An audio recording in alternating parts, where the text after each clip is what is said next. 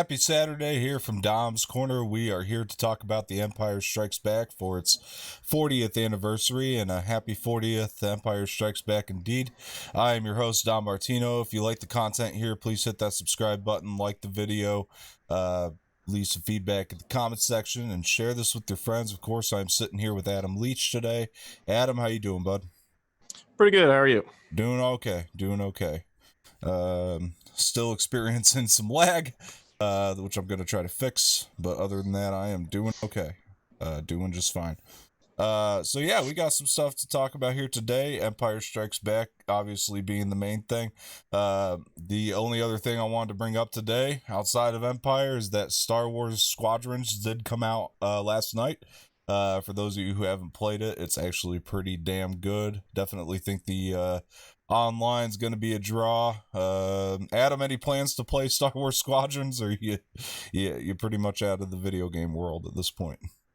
I haven't played a video game in a very long time, but I who recommend it. knows? It's pretty good, man. I mean, if you ever wanted to get into a cockpit of the X-wing, I mean, this is your game right here. So, definitely recommend this one. For most Star Wars fans, and for those of you, and this is not a spoiler, for those of you who have read the Aftermath novel, there's a character that popped up in this campaign that I was very surprised popped up in this campaign. A much younger version of a certain character that I'm not going to say, which is an Easter egg for all of you out there. Okay, so let's talk some Empire Strikes Back, which I got to see in the theater, and that was a pretty cool experience. But Adam, you revisited the film, I'm assuming. What was your experience? Um, Obviously, Empire is an iconic movie, most people's favorite movie. Um, it's still a good film, still holds up. It's got a lot of exciting moments, a lot of new scenery, cool sets. It's Right. a good movie. That's the summary. Well, listen, man, going into my experience, I mean, I, personally got to see this film in a whole new way. Which, by the way, for anybody who wants to go see it in the theater, it is still playing. So I'll go ahead and give my overall thoughts. I really do have an unconditional love for Star Wars. I know that people can laugh at that statement, and we sit here and we poop on the prequels and stuff, but at the end of the day, it's Star Wars. And I mean, there's stuff in the A New Hope that you could say is goofy, and definitely stuff in Return of the Jedi you could say is goofy. But when it comes to Empire Strikes Back, don't fuck with me. I mean, this movie is like my favorite of all the Star Wars films, and I really think if there was any hesitation, it's gone by a mile now after seeing it in the theater. Do you remember the first time you watched this one, Adam? I do. I know I watched all three of them very young, but I specifically remember watching this one. Mm-hmm. I specifically remember the fight between Luke and Vader. That's the first Star Wars memory that I have. It's one of the earliest movie memories that I have. So I definitely remember. And I was gonna say I feel like a lot of people hate me for this, but I have always struggled to decide which Star Wars is my favorite movie. I can never really decide. I know it's like supposed to be undisputed. The Empire is the best one, but I don't think I so. can't. I still can't decide. I honestly can't, because there are things that I absolutely love about this movie. There's a lot of excitement. There's a lot of cool places that you go. But there's stuff about the other two that I really enjoy too. And watching A New Hope again recently, kind of, and A New Hope was probably my least favorite of the three originally. And now I'm starting to realize that the story in A New Hope and the pacing and it was very cohesive. It felt very cohesive to me. Just as being a cohesive movie with just incredible pacing and the introduction to the story, it's edged its way up in my list, Awesome. surprisingly. Awesome. So I still have a hard time ranking these three movies. So we'll see what happens when we watch The Last Jedi, or yeah. Yeah, and you know, it's crazy you said that though, because you know, you and I, like, growing up, I think it was kind of like before, and this is before Force Awakens, you know, I think that the conversation was always, you know, like Empire is the undisputed champion in a way, right? And then the original trilogy was really it, and then like the prequels were like, it was a thing of you weren't supposed to like the prequels. But as we get older and the legacy of Star Wars has changed and a lot of the younger generation has gotten older, well, that basically be our generation. It seems like, you know, the conversation has changed, and it's not necessarily the that Empire's the best one. I know I've talked to maybe 4 or 5 people personally that think Revenge of the Sith is the best one. I know a couple people that think A New Hope is the best one, and you said that, you know, it's become maybe not your favorite, you know, that would be a bigger conversation, but it's definitely edged its way up on your list. So it is interesting how the legacy of Star Wars changes over time, and that Empire is supposed to be the best one. I don't know if it was the theater, but as of right now, I still do like it better than New Hope upon revisit. Could have been the theater experience with this one, but there is something about this film that I just find absolutely amazing. Not that you were saying that you didn't like this one, Right. just that A New Hope has definitely, I'm it's taken the cake at this point, maybe. I'm excited to watch Return of the Jedi again. Because it's been several years since I watched that one too. Mm-hmm. So I'm excited to watch that one again, because I feel like that one gets crapped on by a lot of people in terms of which one is the worst in the original trilogy. I hear a lot of people kind of crapping on Return of the Jedi, Mm-hmm. and I have never felt that it was necessarily the worst one. I Mm-hmm. just never have. I always really enjoyed Return of the Jedi.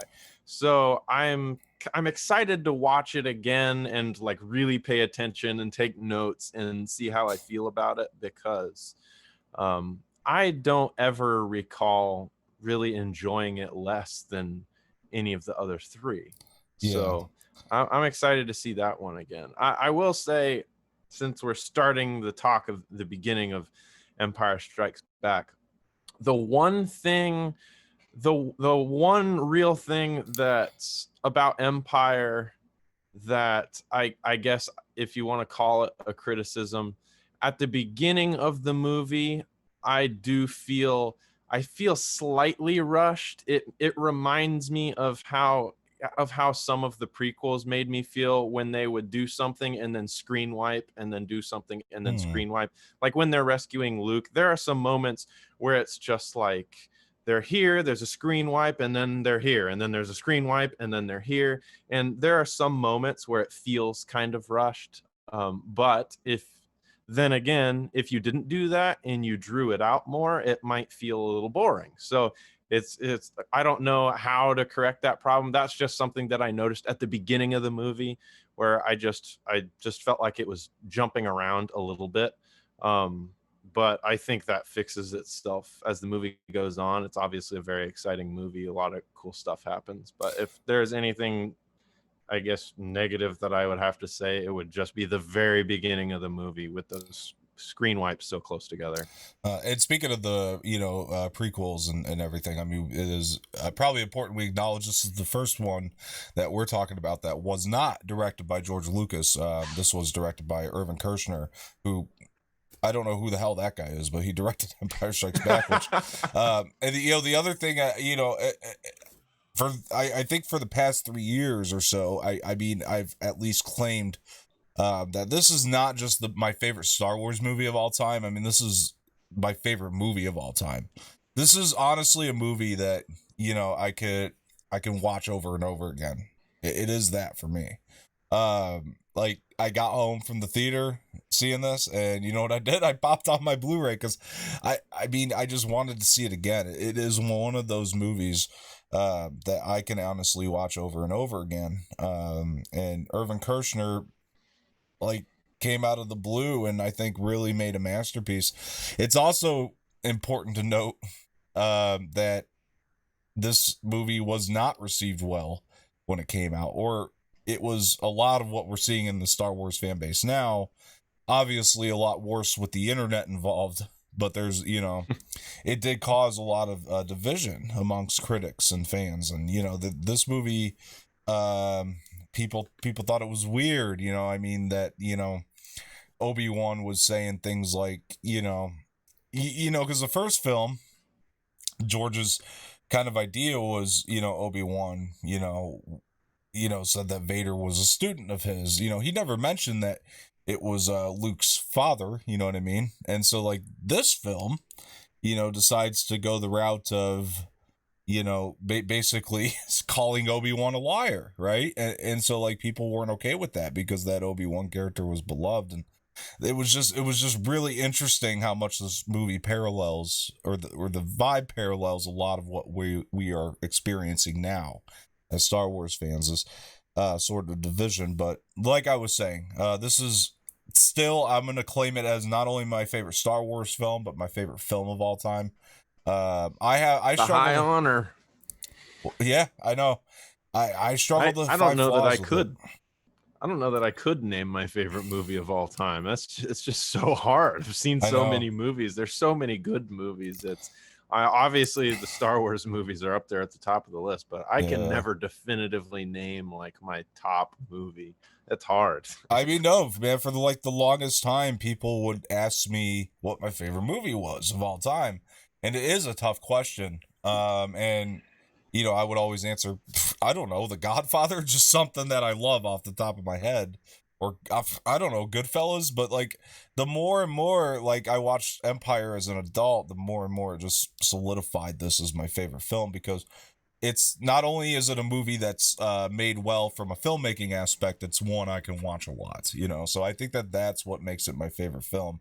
And I also struggle to find flaws with it. I mean, for the time, I mean, to me, it's flawless for the time. I know you said that you had pacing issues in the beginning. I gotta tell you, after watching it in the theater, I don't have those issues. I think that the beginning is actually paced pretty flawlessly. But let's start from the beginning, because let's start from the crawl, actually. And I don't know, because I wanted to ask you, because you went to audio, school and all that. I mean, so like when the music starts up, is there something weird like with the tracking, or what is that? Did you notice this? I didn't. Okay. Maybe I wasn't paying enough attention, but Yeah. go into that.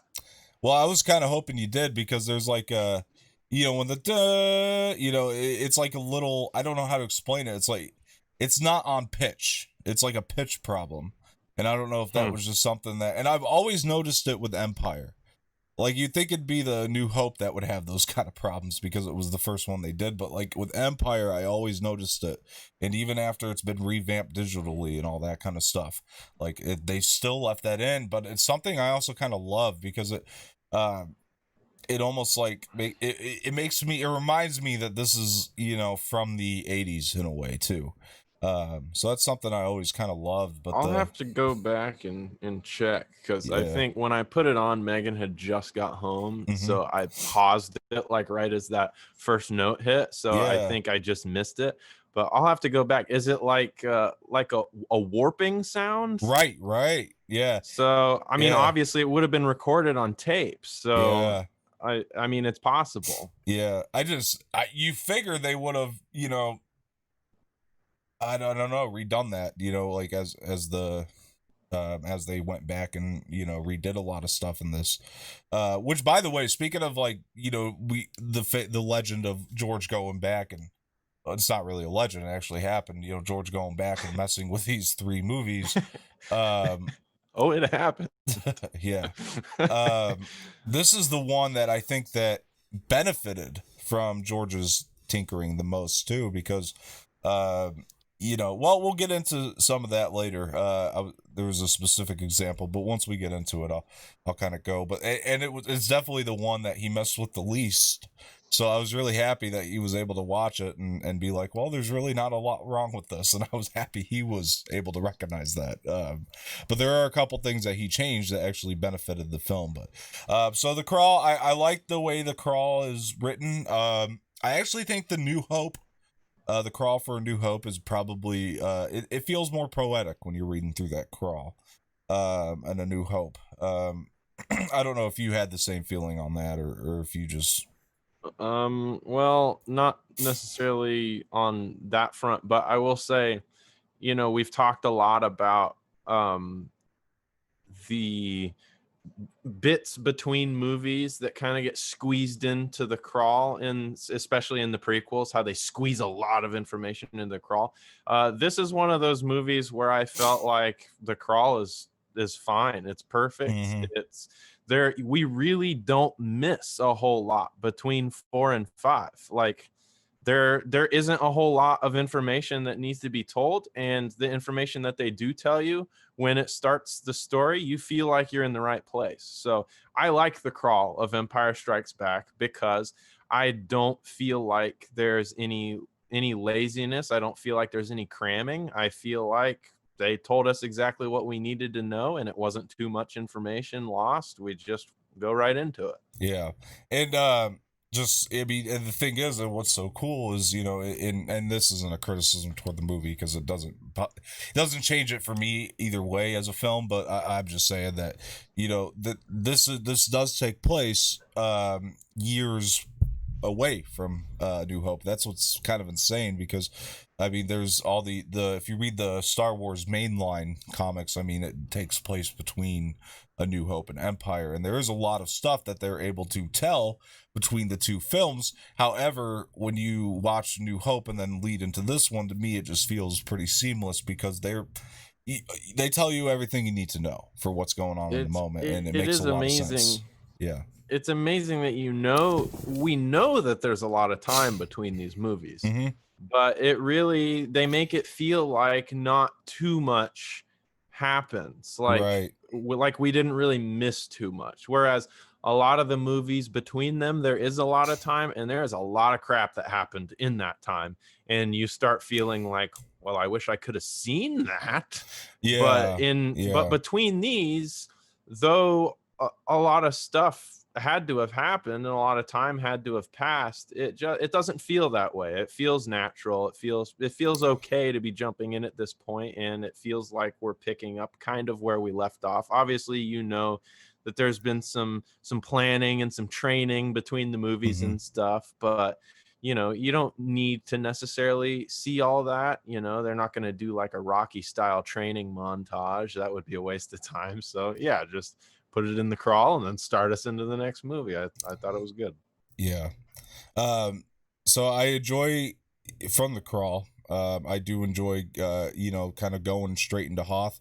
I think Hoth is probably one of the coolest planets in Star Wars. I It don't, is. I don't know. That's I my got my Hoth favorite. shirt on. Do you? Oh, that's pretty I awesome. do. Yeah, That's it's pretty hot. awesome.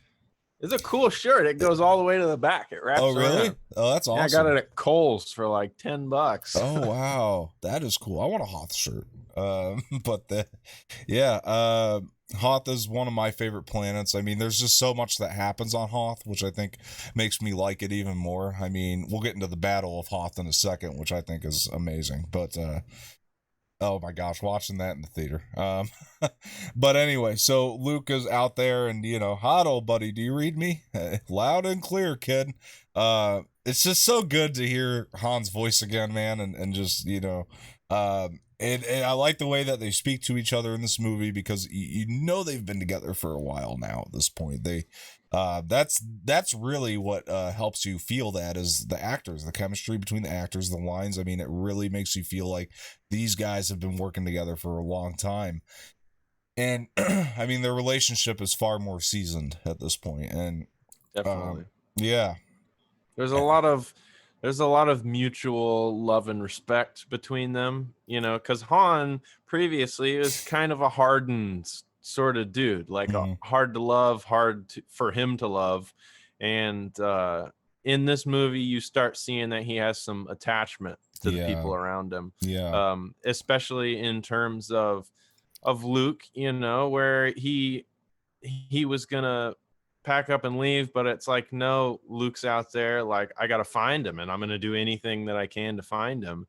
And previously in A New Hope, you know, you would have questioned whether he would have done something like that. That's very But true. in this movie, there's definitely, they've been together, they have a respect, they have a friendship, and he's ready to put himself on the line to save Luke. So there's a lot of building in that relationship there. Yeah. And I really like well, let's talk about Luke. Luke gets oh, do you know the name of the creature? The snow bear or whatever? I There is a call him the name. Abominable Snowman because he Yeah. looks like the Abominable Snowman from Monsters Inc. The guy with the snow cones. There is a technical name, so if anybody wants to hop on Wikipedia and, you know, drop it in the comments, that'd be great. It But looks there's hilarious, whatever it is. yeah. It definitely looks like the abominable. I always have a hard time with that word, snowman. I just go straight to Monsters Inc. like he's gonna offer Luke some snow cones. Monsters Inc. Oh boy, yeah, he kind of does look like that. So yeah, and I remember it was crazy because I was watching this in the theater and kind of almost like how the sand people always startled me, you know, and they really almost always do. This scene, even in the theater, especially, which is kind of odd, just came off a little less startling to me than it used to be for me. So I don't know, maybe it's because I've seen the movie 100,000 times at this point, but I just remember always being startled by it, and now it's like it was like nothing. But I still enjoy the scene. He drags Luke over to his cave, and then I think we cut back here to Han and Leia, and I can't remember what he tells her that kind of sets him off, or what she tells him. I'm sorry, that kind of sets him off, but I remember him storming off, and I know that he's trying to get her to admit her feelings for him, obviously, at this point, and she runs after him. He's like, well, what does he say? So long, princess, or so long, sweetheart, or something along those lines. He starts storming off, and she's running after him, and I love what's the matter? Afraid I was gonna leave without giving you a goodbye kiss? I think Han's lines in this movie are far superior than the ones in A New Hope, and I like the ones in A New Hope, and I think the ones in this movie I don't are know. far funnier. That's hard for me because I feel like Han had a lot of classic lines in A New Hope, but I mean, he's such a good character that anytime he's on the screen, he's got good lines. 100%. I mean, I don't disagree with that. 100%. I really like the dialogue between them here, though. Yeah, me too. I like, you feel the dissonance in their relationship, and I just really enjoy it. It's good stuff. Yeah, the writing is strong well, throughout the whole movie, the writing's pretty strong, but I think especially with Han and Leia, I think the writing is strong. I mean, I mean, this is that's another thing that critics didn't really like, is the fact that our heroes, our main characters, are kind of separated throughout the film, and they didn't really appreciate that Luke was going off and doing a separate thing. But I think it's great, and a lot of that. Wah. Yeah, exactly. But I think that speaks to the writing of the film mostly.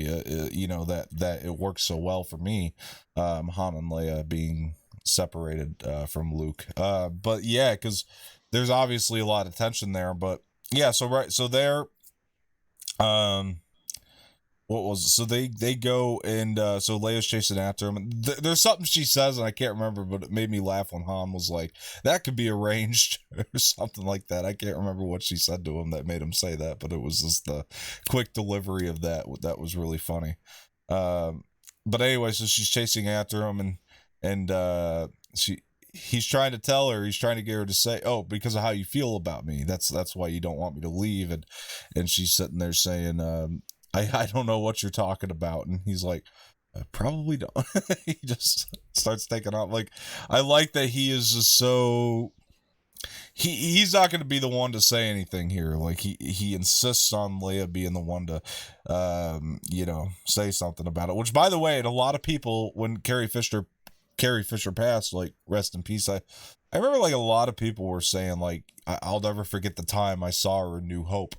For me, Carrie Fisher's best performance is in Empire. Like as far as um, before the sequel trilogy, that could be argued. But to me, like the thing that I remember Carrie Fisher making more of an impact on me from was definitely The Empire Strikes Back. I think that she's really giving a tremendous performance in this movie, and she does a really phenomenal job, and much superior than A New Hope. I mean, this because when I think back to A New Hope, it's not that she's bad. It's just that to me, Leia wasn't necessarily supposed to be outside of, I mean, she's obviously very beautiful, but to me she wasn't supposed to be like a likable character in terms of her personality, and here she is far more likable, I feel, and that's Well, I think it's because, in A New Hope, she's obviously a princess, and yeah, she's in her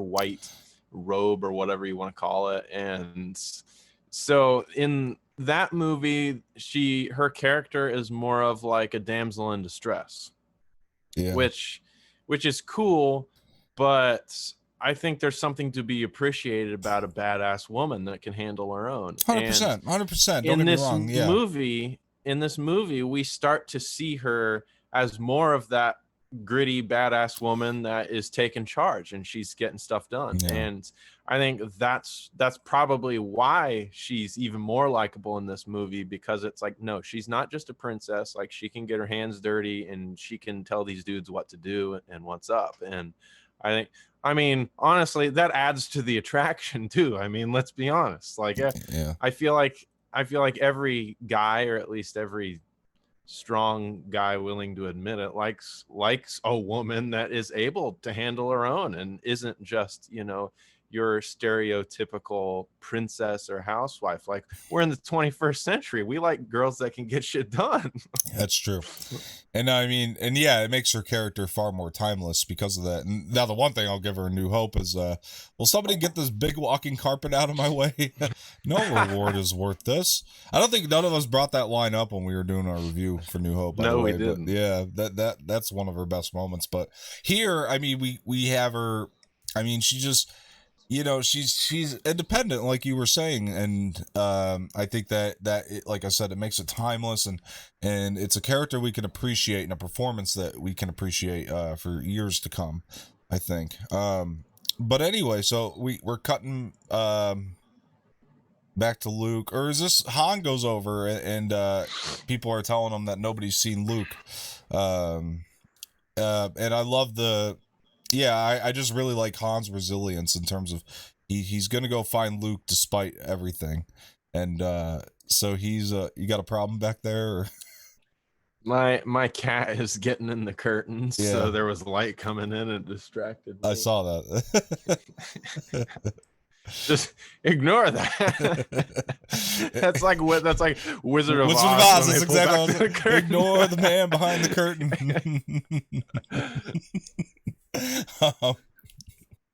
Oh, gotta love those little accident moments that happen here. Anyway, so we so Han's like, what the guy tell him? Well, you'll never survive out there, and I'll see you in hell. I love his he's gonna go find Luke, like, come hell or high water. He was getting ready to leave, and it turned out that Luke was the one that kind of kept him there in a lot of ways, and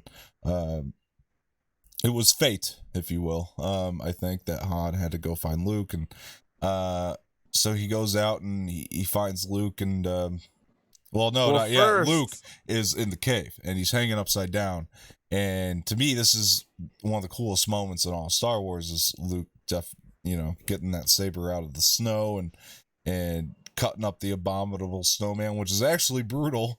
Speaking of brutality in Star Wars, I mean, it is. Yeah, it's pretty brutal. I want to see a parody where Luke uses the Force to grab his lightsaber and goes to cut his feet free and just accidentally cuts off his feet. Yeah, it just falls.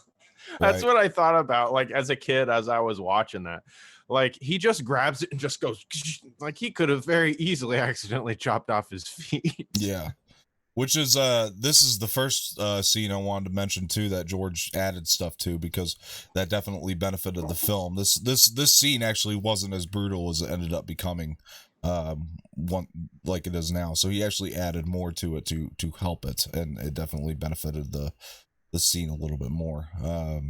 Yeah. So then he goes out, and then he's, you know, getting hypothermia essentially, and he goes down, and this is where he sees Ben come to him in the form of a force ghost or a spirit, I suppose, and he says, "You will go to the Dagobah system." And Luke's just sitting there going, "Ben, Ben." By the way, Mark Hamill's acting far improved in this film.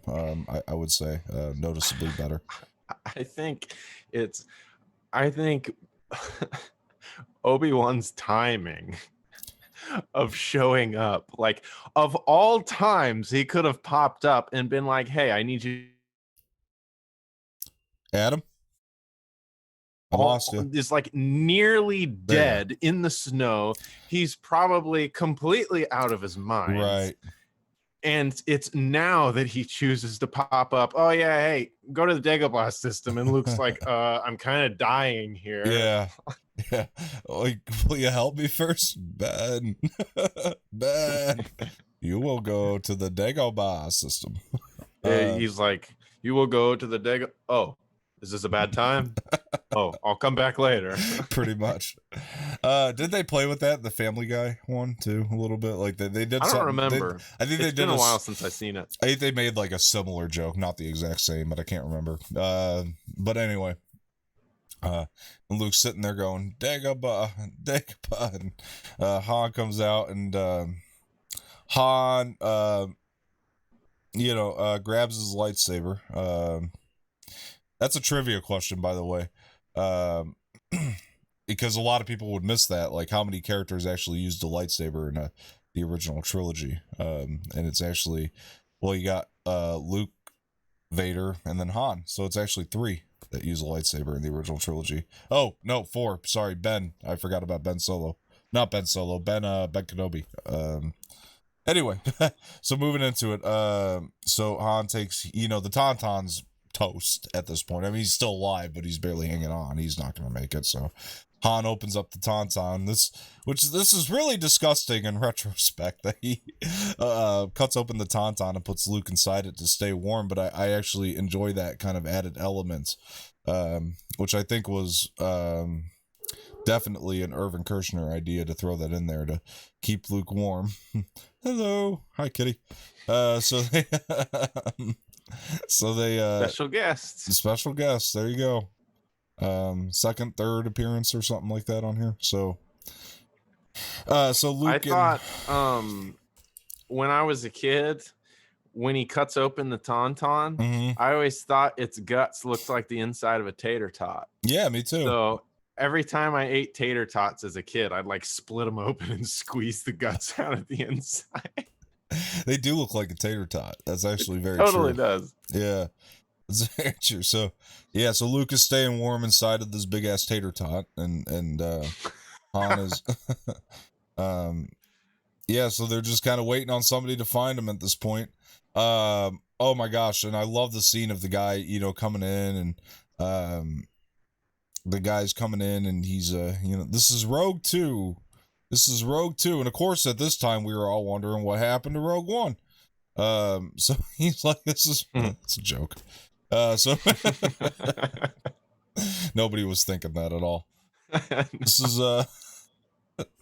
is Rogue 2. I found him. I repeat, I found him. I actually like that actor, whoever played that guy, though, honestly. Yeah, he looks familiar. Yeah, I think I've seen him. I don't in know other what things. else I've seen him in, Mhm. but he does look familiar. Yeah. So he comes in, and well, it's Wedge though, isn't it? Wedge Antilles, isn't it? I don't. No, Wedge comes in later. I don't know what I'm thinking. That wasn't Wedge. So he comes in, and he rescues him, and then they go back, and then Luke is in the back to tank, getting better. Wearing a diaper. Curing his injuries. He's definitely wearing an adult diaper in that thing, though. That's without a doubt. It's huge. It It's is. huge. It's massive, man. Then he's sitting there on the I guess what would be the hospital bed, or the equivalent to a hospital bed in Star Wars land, and he's freezing. I think Han comes in. He's like, "How you doing, kid?" And Leia's already checking on him. So this is one of the best lines we gotta talk about. What does she say? You half-witted, scruffy-looking nerve herder. By the way, I love Chewie's laugh.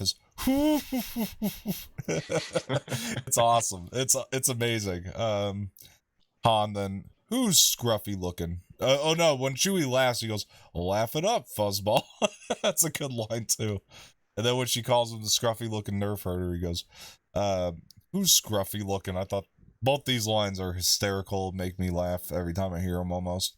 And then he goes over to Luke, and that's the other thing about the humor, man, with Han. It's timeless. Like, it can still make me laugh at any given moment. I mean, just depending on my mood, obviously. But the humor, he has so many different lines that any single one of them can get me or make me laugh. And I mean, sometimes there's even things he says that I didn't realize were funny, maybe the first time I saw it. But, you know, the more I watch it, they become funny to me. But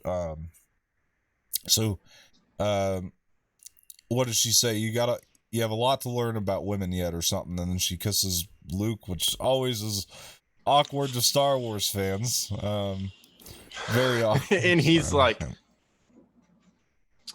all right. And we're like, oh no. Yeah. But if can we talk about Luke's hair? His hair is awful. Whatever that hairstyle is just awful. That's really? the first thing. That's the first thing that Megan mentions every time we watch Star Wars. She's always like, "Oh, his hair," because you know she does hair for a living. Yeah. She actually, when we lived in Phoenix, she worked at this salon that was near. We lived near ASU, so she got a lot of college kids. She had this college kid come in and say, "I want to look like this," and seriously showed her a picture of Luke from Empire Strikes Back. I remember you telling me that story. Like, of all people you want to look like, you want that like weird, awkward haircut that Luke had in Empire. That's like, I don't know, it fit the time though. I mean, it was the Mick Jagger haircut essentially is what he has. Yeah, well, I mean, Mick Jagger's got his own problems. That's true. The hair in general back then was pretty awful. Yeah, that's true. I mean, it fit the time and it was cool for the time, I guess. I mean, you know, the mullet was cool in the 90s too, but yeah. I think people forget, man, like people, you know, women liked Mark Hamill back in the day. I mean, it's a weird thing to think about now that we have our own kind of version of Mark Hamill. It's odd to think about that, like, what do they call that? I don't know. They had a name for it back in the day that we don't really use now, but yeah, women liked Mark Hamill back in the day. Like, that's so odd thing to think bizarre about. to me. Yeah. Like, no knocks against Mark Hamill. He's a cool guy. Yeah. But as a man looking at another man, I don't look at him as being like, I bet women find him really attractive. Right. Like, right. I don't see that personally. Yeah. Like, now when I look at other characters, like you look at Han Solo in these movies, like obviously women are going to like Han Solo, right. But Luke is never somebody that I'm like, oh yeah, women are all over Luke. Like, especially in Empire, he always looked kind of awkward in Empire with his weird haircut. And no, it is weird to think about today that was like cool back then, and women liked that. I mean, obviously go ahead. What I was gonna say, we talk about, you know, that hair fits the time, but Han, I mean, he's got some shaggy hair, but his haircut, he's pulling it off still. Like, it's still looking okay. Yeah. I don't know if it's just the confidence that he carries in that character or what, but I don't know. Harrison Ford probably just woke up and looked like that, to be honest with you. Like Harrison Ford, is- he was a good-looking dude. Yeah. Like if I could look like Harrison Ford, I would. Yeah, I exactly. wouldn't choose to necessarily look like Mark Hamill, but Right. Oh, me either. you could look worse. Me either. But yeah, I mean, I know we kicked the stereotype now, but that's like probably was the draw for women to go see this at the time. And then Star Wars was known for men predominantly back then, but Right. and that's probably how they got their girlfriends to go see it. I mean, you got the Mark Hamill, you got the Harrison Ford. You can look at them through the whole movie. But you know, Vader's got it going on because he Yeah. doesn't have to worry about hair at all. He's got his helmet, and as far as women know, he's a perfectly good-looking man under there. But he's got it going on. His helmet kind of serves as like a male's version of the push-up bra. Yeah, that's true. As far as It they makes do. him look badass, but you have no idea what's lurking underneath there. Boy, and then they saw Return of the Jedi and they all ran screaming. But the No kidding. I mean, Jesus. Then they saw Attack of the Clones, and goddamn, that guy was creepy. But anyway, people liked Hayden Christensen too. Women back when those movies were I coming mean, out. Hayden Christensen isn't a terrible looking No. dude. He's just He just it's has just the creeper character, face. He just the has creeper character that he face. plays. Yeah. No, like my sister was obsessed with Hayden Christensen when the prequels were coming out. Like she thought he was like the hottest guy in the world. Like it was a crazy, probably pretty unhealthy obsession that she had. But moving on. So yeah, everybody calls out the Leia and Luke kiss, which if we're looking at as adults, I mean, whatever, they didn't know.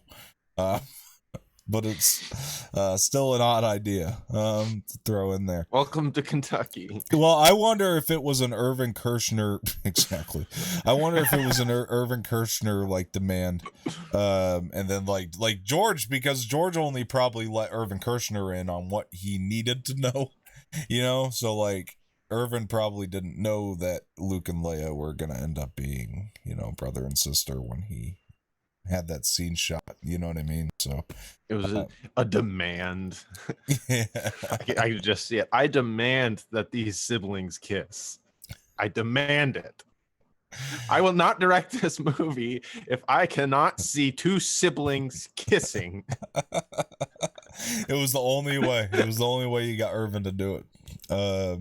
Yeah. I'm trying to think. Classic Irvin. I think Irvin Kershner, like, though, I think he was only like known for writing like television shows and stuff before he did this. Because I'm trying to think. Yeah, where the I'm hell not they really found this familiar guy. with him, honestly. Nobody knows who he is. I mean, same for Richard Marquand, who did the. I'm gonna look him up right now because I've never really questioned his other work. Yeah, go ahead and find see if there's any like other classic maybe that he did that we don't know about or we're not recognizing really. But I'll just I'll keep going on. So Irvin Kershner. So right around here, I mean, Luke, you know, I mean, they find out that the probe droids are, you know, tracking their location, and so the Battle of Hoth, you know, basically ensues, and so they're, which to me, this is like where you really see Leia's strength is when she's kind of commanding the fleet, the rebel pilots. Like to me, that is like one of the coolest moments ever. And then the Battle of Hoth starts up. Did you find anything? Yeah, let me see if this is director. Honestly, not anything super noteworthy. Right. He did RoboCop 2. Oh, did he? Okay. Yeah, and James Bond, Never Say Never Again. Other than that, like just a bunch of really old movies that I'm not familiar with. He only has what, 32 directing credits under his belt? 32 is a lot. I mean, not really when you consider, I mean, at least when you consider, like, let's look at how many movies like actors are in. Like there are actors that have been in hundreds of movies. Yeah, So that's true. 32 isn't a ton. Nothing and a to lot note, of them, though, huh? Is a lot of it No, TV not- and stuff like that, or? Let's see. TV. There's a TV. There's a TV. So Yeah. there was a bit of TV in the 60s. Okay. Well, 32 makes more he's- sense when you add the TV. That's yeah. but really, yeah, not a lot, not a ton of Mm. noteworthy stuff. So I don't actually know. knew that he did the Bond film, and I forgot about that. But yeah, you're right. Other than that, I mean, RoboCop 2, I actually didn't know until you just said it. I knew about the Bond film, and I forgot. But yeah, you're right. Other than that, there was really, yeah, nothing of note. I don't I think. don't know that I've seen RoboCop 2. I have. It's not the first movie's obviously the best one. I saw the first one, RoboCops, but I haven't seen the first one since I was like 10. yeah, I think I watched it for the first time in a long time last year. It still holds up. It's pretty damn good. Excuse me. So I mean, there's a couple cheesy things, but anyway, so Star Wars, right? So she's commanding the Rebel fleet, and you had Hans, I guess, sticking around. They didn't really. I mean, I guess he's. Yeah, I mean. Yeah, I think he ends up sticking around because of the Battle of Hoth is about to happen, and that's why he ended up staying. But so the I liked Leia commanding the Rebel fleet, and then right before the Battle of Hoth, was there anything you wanted to add? No, not really. All right, so You can go in. let's go into the Battle of Hoth. So it starts up, and I'm always, it's funny because it's not, I mean, obviously Battle of Crate was a whole different situation in Last Jedi, but I'm always waiting for, because of Last Jedi, one of the guys to take a piece of the ground and go salt. But it doesn't happen in this film, but I was waiting on it for some reason. And it's like the Battle of Crate is another discussion, but that planet is cool as all hell. I might like that one better than Hoth. That might be blasphemy, but it is one of the coolest planets that I've seen in the Star Wars movies. I mean, I don't feel like there could possibly be any denying how cool that planet is. Yeah, I mean, you know, people could say what they want about Rian Johnson's ideas for Last Jedi, but they cannot sit there and claim that Crate is a stupid idea, because that the is one of the most the amazing visuals things. in general, but especially the visuals on Crate, like, dude. Anyway, Hoth. Yeah. Hoth made me miss the snow. You know, I live out in the West where I don't get any snow. So I was watching as they were on Hoth, and I just looked over at Megan like, I really miss the snow. Yeah, I wish the snow here in the Midwest like looked as pretty as, you know, that snow does, because it just, we get snow, but it doesn't look that way anymore. I feel like it just looks dirty and slushy anymore. It just, maybe it's because it's when it first falls that's fluffy. Yeah, and then it takes like a day and it's all gray and gross. Yeah. But it's true though, because I, you know, this is a movie I grew up on. It's weird, like anytime I see snow in reality, like my mind directly goes to Hoth, or it associates it with Hoth, because yeah, it's just because this is something I grew up with, so I'm always thinking of Hoth when I see snow anymore. In reality. Before we get to the Battle of Hoth, we've got a scene with Vader. Right, that's true. Forgot. That's true, because I was gonna talk about go ahead. Vader's legendary flex of power as he chokes a guy over a video call. Yeah, you're not wrong about that. That is pretty amazing. Yeah, the choking over the video call was like, we see Vader choke people, so how do you make that better? He's gonna choke him over Skype. That was an amazing idea. I mean, it really is. I mean, that's like next level powerful. It like really is. It's one thing, like, I'm gonna hurt you when you're sitting in front of me, but to like, no, I'm gonna get you on a Zoom call. Yeah, exactly. And then I'm gonna choke you. Like, exactly. That's legendary. Exactly. It is incredible, and I do love, we always talk about the cheesy 80s acting, but I do love how the guy he chokes out, how he just falls, he turns to his side a bit, and then he just like And like you would think the guy standing next to him would have reacted a little bit more like holy shit, but you can tell it's not that guy's first rodeo with Vader. It's Like just that part of the guy's job at this point. he's seen Vader do that before. He's like They have to put it in the contract, like in the fine print of the contract. Yeah. May get choked on the job. Yeah. Vader goes through more employees than pairs of underwear I own in this movie. Dude, Like I'm he telling you, like seriously does. he's just he promotes more people than I don't know, pairs of underwear I own, I guess, because like He's like, there's a lot of I don't like him. Yep. All right, now you're in charge. All right, you try it now. He's like, everybody's like on a 24-hour trial period with Vader. Like I wouldn't want to be promoted. No way, no how. You can't make me. I know if I was the other guy, I'd have been like, is there anybody else? Like anybody else that you think can handle this responsibility? Like if I'm working on the same ship as Vader, I want to be the guy cleaning the toilets. Yeah, like exactly. I don't want any responsibility. Yeah. God, I wouldn't want to be the guy cleaning the toilets. Could you imagine if you didn't clean it well enough for Vader? He's probably got his own personal toilet. If Vader goes in there and there is shit all over the seat and you didn't clean it, you are fucked, my friend. Like there's no getting out of that. Do you think his suit is like a space suit? Do you think he goes to the bathroom in a suit? I don't even know if he has an asshole anymore after getting burnt up the way he did. It's gone. It got burnt off. He's got like he's got a colostomy. I'm pretty sure at this point. Bag, yeah. He's got to have something like that. I don't know how it works. Oh man, that's and when he goes into his little pod thing, like he's got to empty out his bag. Yeah, that must be what he's doing in there. Poor Vader. No wonder he's so cranky. Yeah. Lord have mercy. I'd be cranky too if I'm walking around. I'm walking around with a poop bag in my suit. Yeah, that's a whole other discussion. Podcast for another time, perhaps. But, yeah, where were we? Battle of Hoth.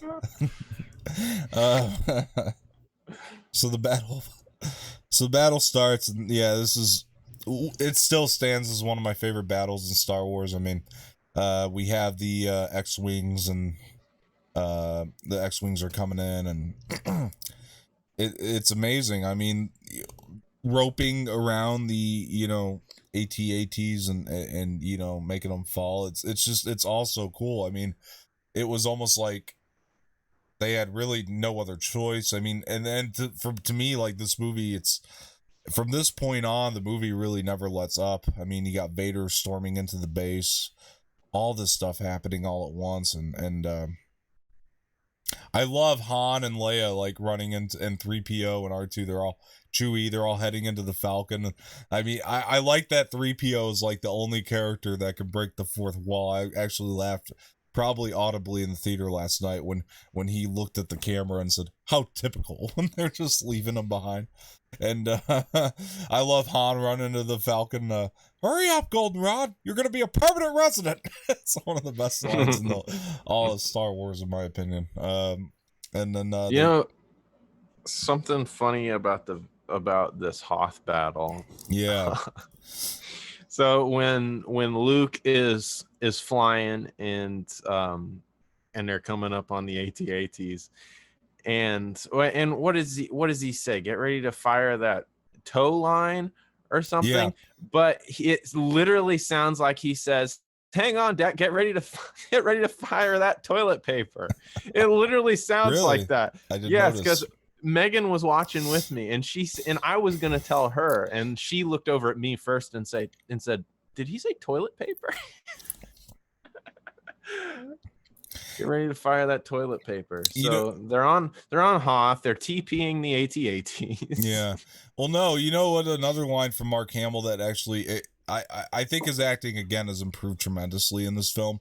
But there is one line that comes off really funny is when he says, "Watch that crossfire, boys." It's just the way he says it that sounds funny to me. But no, I'll have to go back and listen for the toilet paper thing. To be honest, there's a lot of stuff that Luke says that I think sounds funny. Yeah, that's true. Man. But when he's when he goes under the AT-AT and launches, I guess what would be the tow line, right? And then he goes up with the saber. Like that stuff's all pretty cool. Breaks in there and then falls like 50 feet.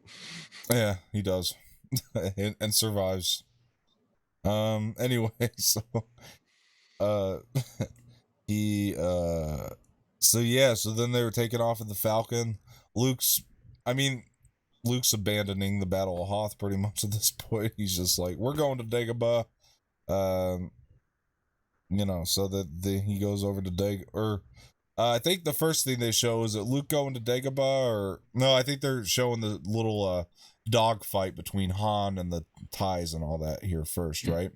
And then so the dog fight's going on, and then they're running through the asteroid field, which I love this. I love this. They'd be crazy to follow us, wouldn't they? So he's going through the asteroid field, and he wasn't wrong. Han's little I love that every move that Han makes is making 3PO nervous, by the way, like going through the asteroid field. This is also where you got the never tell me the odds, which is always a classic line. And so like yeah, but I like that 3PO is just always on edge in these moments. It really does make me laugh quite a bit.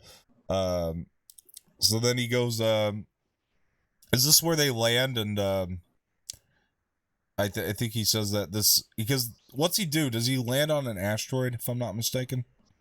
Right? Or something like that, right? So he lands on an asteroid. And isn't this where 3PO's like, this asteroid's not entirely stable? Because it's one of my favorite Han lines. Not entirely stable. Well, I'm glad you're here to tell us these things. Chewie, do me a favor. Take the professor to the back and hook him up to the hyperdrive. It really is pretty incredible. Then they landed in the asteroid. So anyway, excuse me. So and then I think intercut here is Luke landing on Dagobah. Yeah.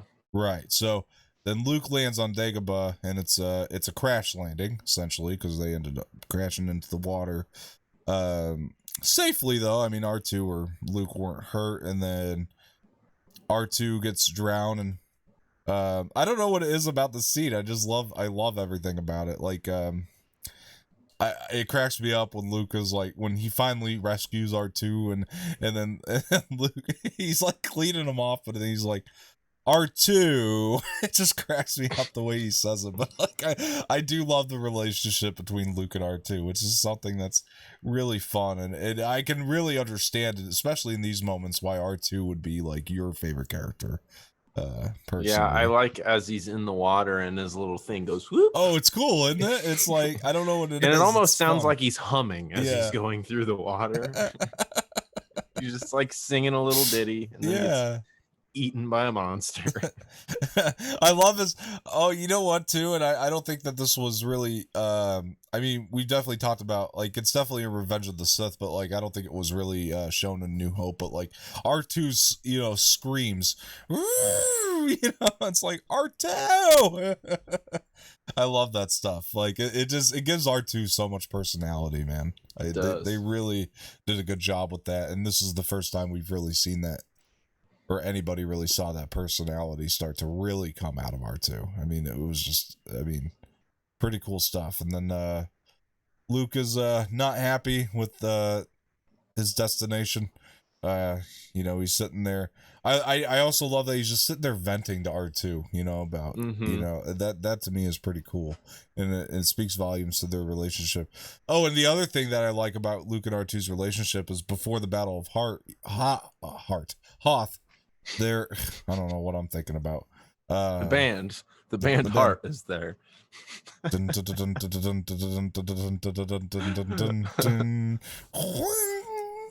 that to the cover album. Yeah, exactly. So I like that they're trying to talk him before the Battle of Hoth into using another droid, and he's like, not on your life, this little R2 unit and I, or is that New Hope? Is that Hoth or this one? I think that was New Hope. I feel like that's a New Hope. Never mind.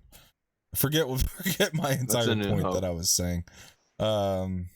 You know what? Like, I'll say this before the Battle of Hoth in the theater. Like, I actually insisted on getting myself some Skittles, so I probably forgot some moments there. And there was a lady outside there with like 100 kids. I'm not kidding you. And so like, it was a Angelina long wait. Jolie. Pretty much, man. She had like 100 kids, and like, I'm okay with people going to the theater, and I'm not trying to tell anybody what to do during this pandemic, but like, what is the odds of like, I mean, like, how many people have COVID? I'm sure it's, you know, more than 1 out of every 100. So like, you should not bring 100 kids to the same place. But anyway, but I swear to God, I was getting pissed off in that line. Like, I was like, lady, if I miss the Battle of Hoth, I will smack your kids down. Like, this is ridiculous. Cause like every single one of them had to get a drink. Every single one of them had to get popcorn. Every single one of them had to get candy. I It's will like, smack a child to get some Skittles. yeah. So piss me off. Not gonna lie to you. But then again, it's my fault. I had to have the Skittles, right? So, um, anyway, so where were we?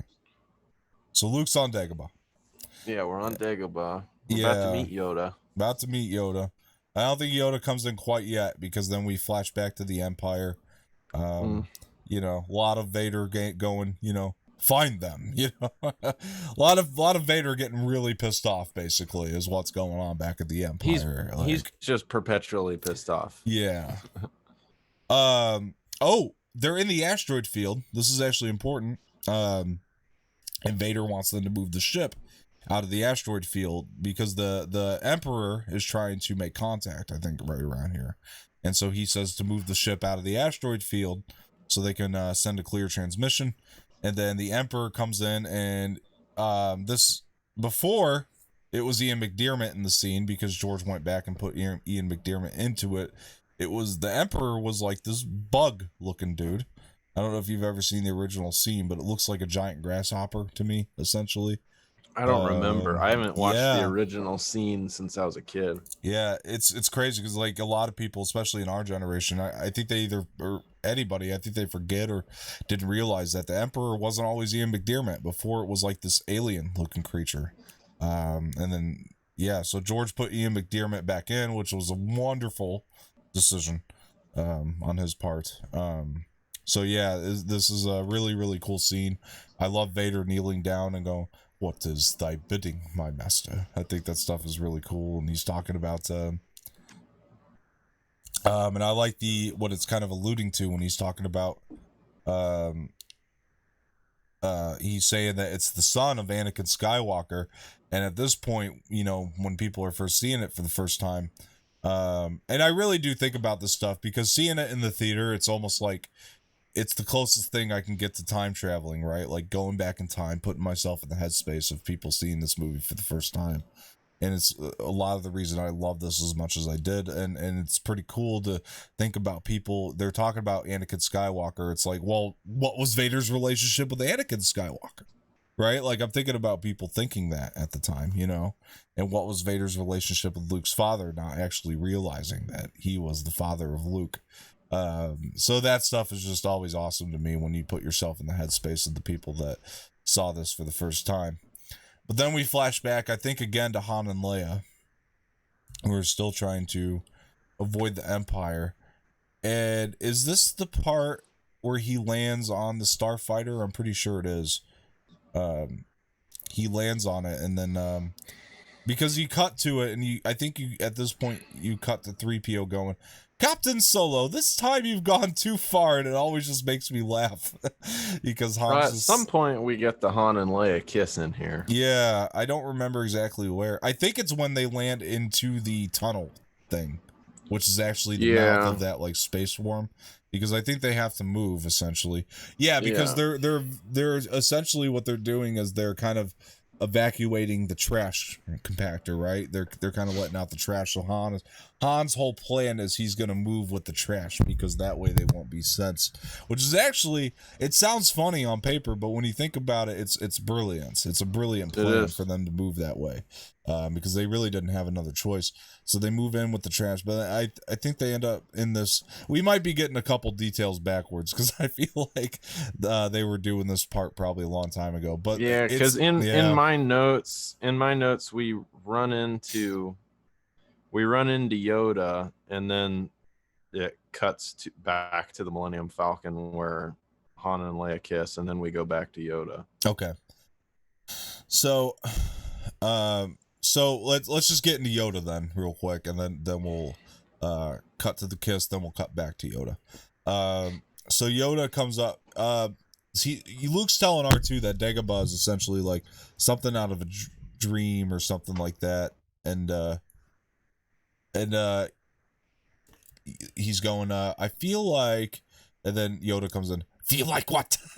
And Luke turns around. And that was another thing that critics were really, and audiences were really divided on when this film first came out. You got this little green dude, who's just very odd. And I remember as a kid, too, watching this because I had the Yoda toy. And I remember, I think growing up, I always kind of felt like it's such an iconic character, but it's really kind of unusual that he didn't really come in till the second film. That's just kind of how I always felt about it. But the more I think about it, it's not really unusual. It's just, it speaks to the storytelling and how they kind of paced out everything so perfectly, and that, that even a character that came in the second movie or halfway through the second film in the trilogy can still be as iconic as he is. But anyway, so Yoda comes in, and he is very odd. I like that he's trying to get into Luke's food. I find this stuff to be hysterical. Yoda is unreasonably hilarious in this movie. He is. He's so funny. Oh my gosh. Like the face expressions, everything. Like Yoda's grown up and become senile. It's so bizarre to me, knowing what we know now. Yeah. That back then, this is the first time you're seeing Yoda, and you have no knowledge of him being this badass on the Jedi Council, and you have no knowledge of that. All you see is this goofy, unreasonably funny green midget. Like, yeah, and he was still iconic even before the prequels. Like, I'm telling you, man, it's something about the contrast of his goofiness and his like inspiration in the film too. Is like, it really is. It speaks volumes to that man, that he was still as iconic as he was, because he is weird, man. He's very weird. And he's going through Luke's film. I like when he's fighting with R2, man.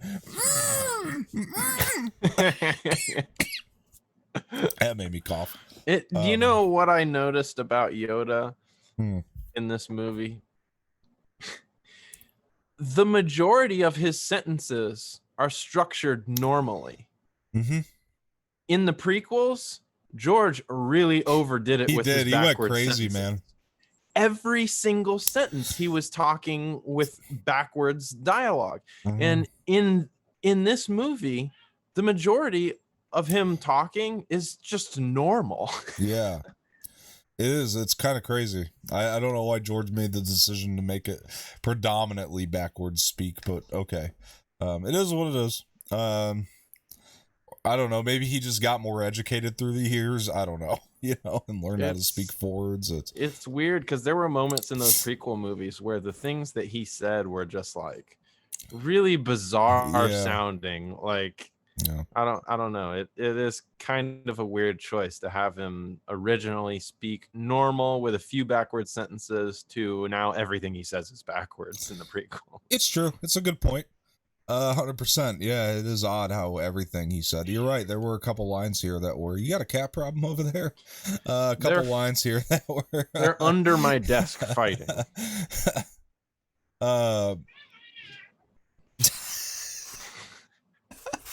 This is what I deal with all day long. It's like having two toddlers that hate each other. Yeah. Definitely. So he where were we? So Yoda's fighting for the food, and he can't get the food. Luke's not gonna have him get the food. Yoda's he wants Luke to follow him. He's gonna take him to Yoda, and well, Luke doesn't really have any other options at this point, so he's gonna follow Yoda. And then I think it's here we actually cut into they're hanging out in that what they think is like a cave, but it turns out not to be. And I think this is where the kiss comes in. Am I wrong? Like, I'm pretty sure. I don't remember Because they're, exactly where, but yeah, she's trying to fix the ship, and he comes in, and she, like, I like the little bump she gives him. She's like, she's pretty aggressive. She just bumps right into Han, and he's like, hey, I'm only trying to help. um, and she's like, you I just, mean, he's always trying to put the moves on her, though. oh, definitely. He is definitely passing some boundaries, Yeah, and I like that he but we recognizes find it. out the feeling is mutual. Oh, 100%. But I like that he recognizes it, because she's like, you just make things so difficult sometimes. He goes, I do, I really do. It cracks me up. It's funny. He just acknowledges it. And then then they're kissing, right? They get into that. Which I actually like the lines here. It's like, I happen to like nice men. I'm a nice man. No, you're not. You're oop. And then they start kissing. And then C-3PO comes in with the biggest Biggest cock blocker of all time is C-3PO, and it happens to these guys multiple times. Anytime Han and Leia are trying to have a moment, 3PO has to butt in, and I love Han's thank you very much, and 3PO's walking off like, oh, you're welcome. Like, he really thinks that Han meant that. Like, anyway, oh man, it's amazing. 3PO. Yeah. He came in so proud too. I Like, know. Really would have been happier serving cocktails. Hamill was right about that. Like, totally. yeah. I love the moment too. Like, it's later on in the movie, but just so we don't miss it. I mean, I do love the moment when Leia just shuts 3PO down. Like, even she's getting tired of him, like, talking all the time and just saying stuff. And she understands too that it obviously aggravates Han to no end, and she wants Han to concentrate on what he's doing. So she just shuts 3PO down. She's like, fuck him. So then I do like the thing with the Minox. The Minox come up, and so, and then it scares her. That's one scene that still startles me to this day, when that first Minox comes up, and it's really creepy and gross looking. And then I actually like the elements that are being played here. Like, he shoots the ground to find out what they're in, and it turns out they're in this, like, big ass space worm. They're flying out, the cave's collapsing, and then it turns out it's not a cave. Han knows that. They're out of there. So moving into, at this point, Luke, back to Dagobah. Luke is interacting. Training. He's not training yet. He has to find out who Yoda is at this point. He goes. He's like, how far is Yoda? House? Yeah, how far is Yoda? You know, not far. You know, not far. And they leave R2-D2 out in the rain while they're in making stew. Yeah, I know. Exactly. And then he finds out that he is Yoda, and my favorite, one of my favorite lines in the whole movie. He is too old, you know. And then you know, he's like, he's reckless, and then Obi-Wan coming in. So was I, if you remember. You know, I like that. And Luke's like, you know, I am ready. Ben, tell him I'm ready. And then he just hits his head against the roof. I always find that kind of funny. And he's like, ready are you? For 800 years have I trained Jedi. So, you know, he finally agrees to it. And then, yeah, I think this is right around where the training starts up. Doing flips and... Yeah, all sorts of fun shit. And then, I think this is where he sends him to the, the cave, right?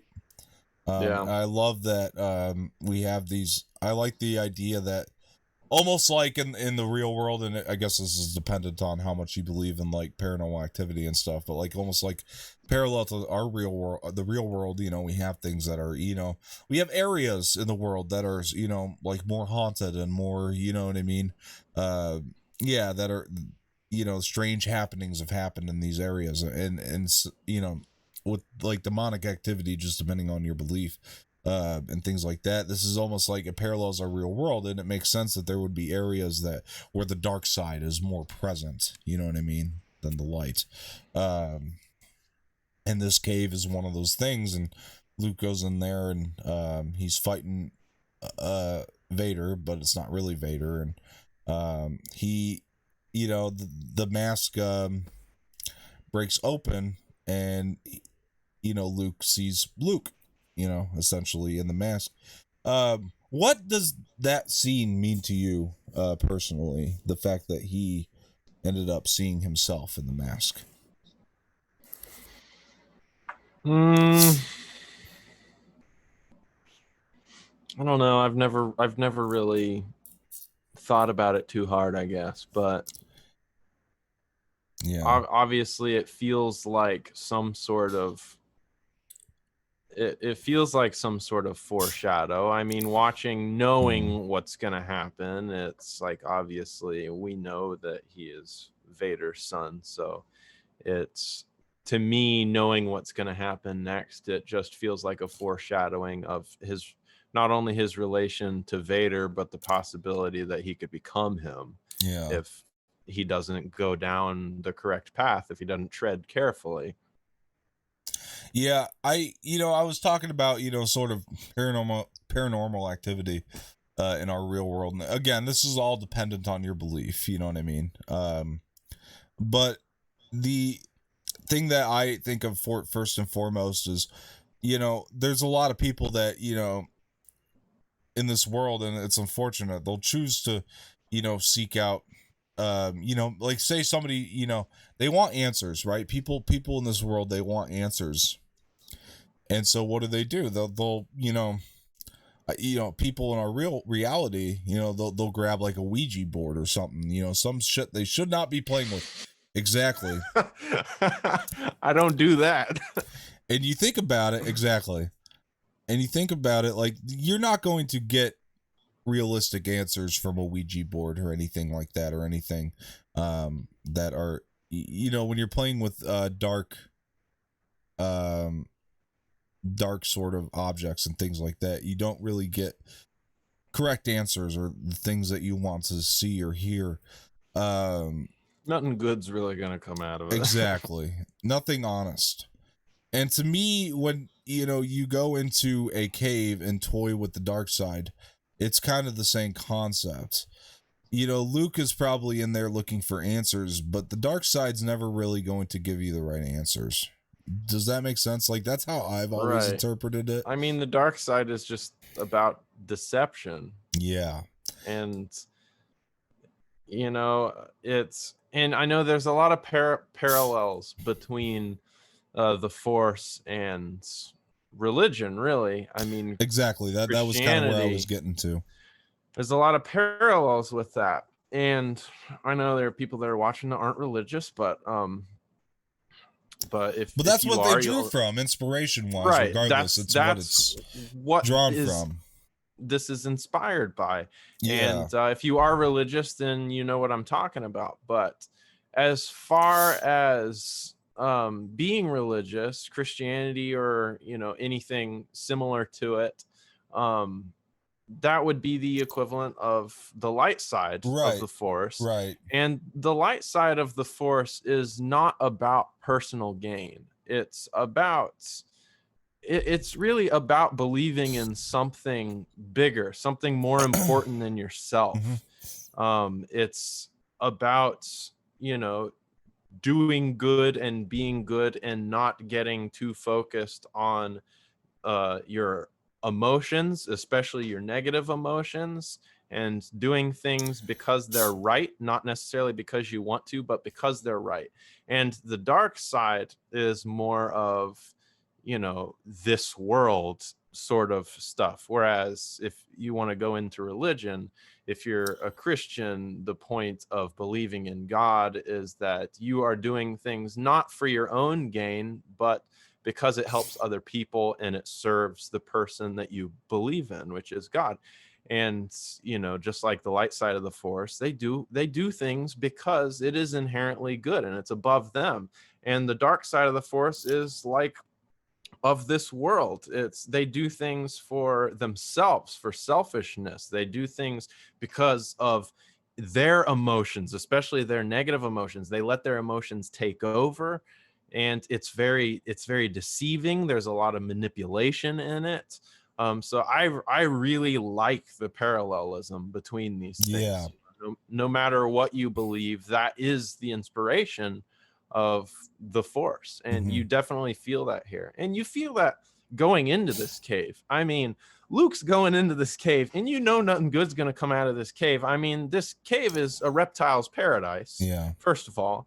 And speaking of the parallelism with religion, you look at the Bible and you have, like snakes, this, the snake in the Garden of Eden, and reptiles religiously have kind of had Yeah. a, a dark spin about them. Yeah. When God basically damns snakes to have no arms, and they have to slither this earth forever with no arms and no legs. And Mm-hmm. so snakes are basically cursed in terms of the Bible. So reptiles have that. And when he walks in, there is a full-size iguana coming out of this Mm-hmm. cave. There's a giant python Mm-hmm. that he just passes, no big deal. Yeah. And then you've got what? You've got a monitor crawling around. You have multiple reptiles crawling around, and Luke is just like, yeah, this is normal. Yeah, I'm just walking into this dark cave, and every reptile known to man is crawling out of it. Right.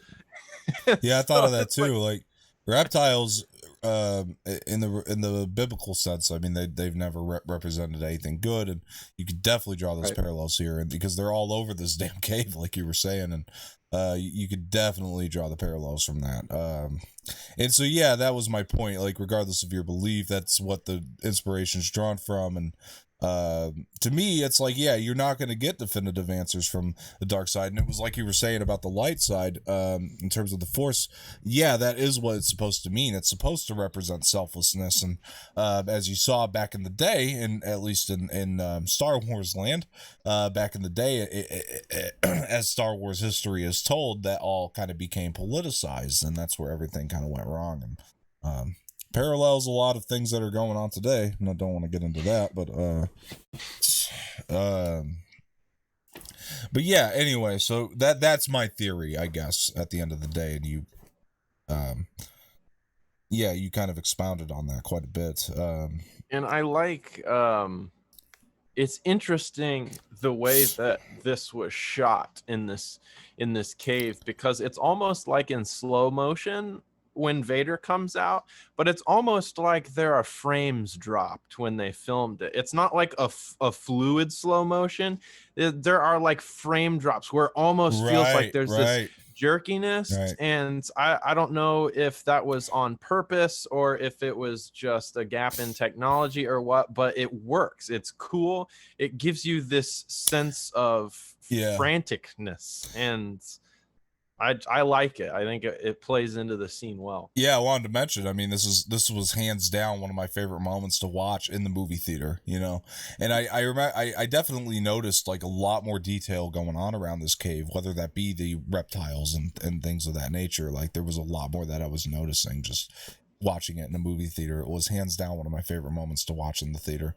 And I like how we kind of cut to Yoda's his head goes down, right? Like, because to me, he sends Luke in the cave because this is the moment that kind of makes or breaks him, right? To me, like if Luke cannot handle what he'd seen in that cave, which is why I think Yoda sent him in there, then he's not going to have the strength to become a Jedi. And so I think Yoda has some nerves and reservations about sending him into the cave too. So I really like that his head goes down with the little, I thought that was really cool. So moving into, I mean, we're cutting into the Empire a lot. Again, it's a lot of Vader just getting pretty pissed off about what's going on. And it really is. And then I think right around here, Han and Leia are, trying to find a place to escape to.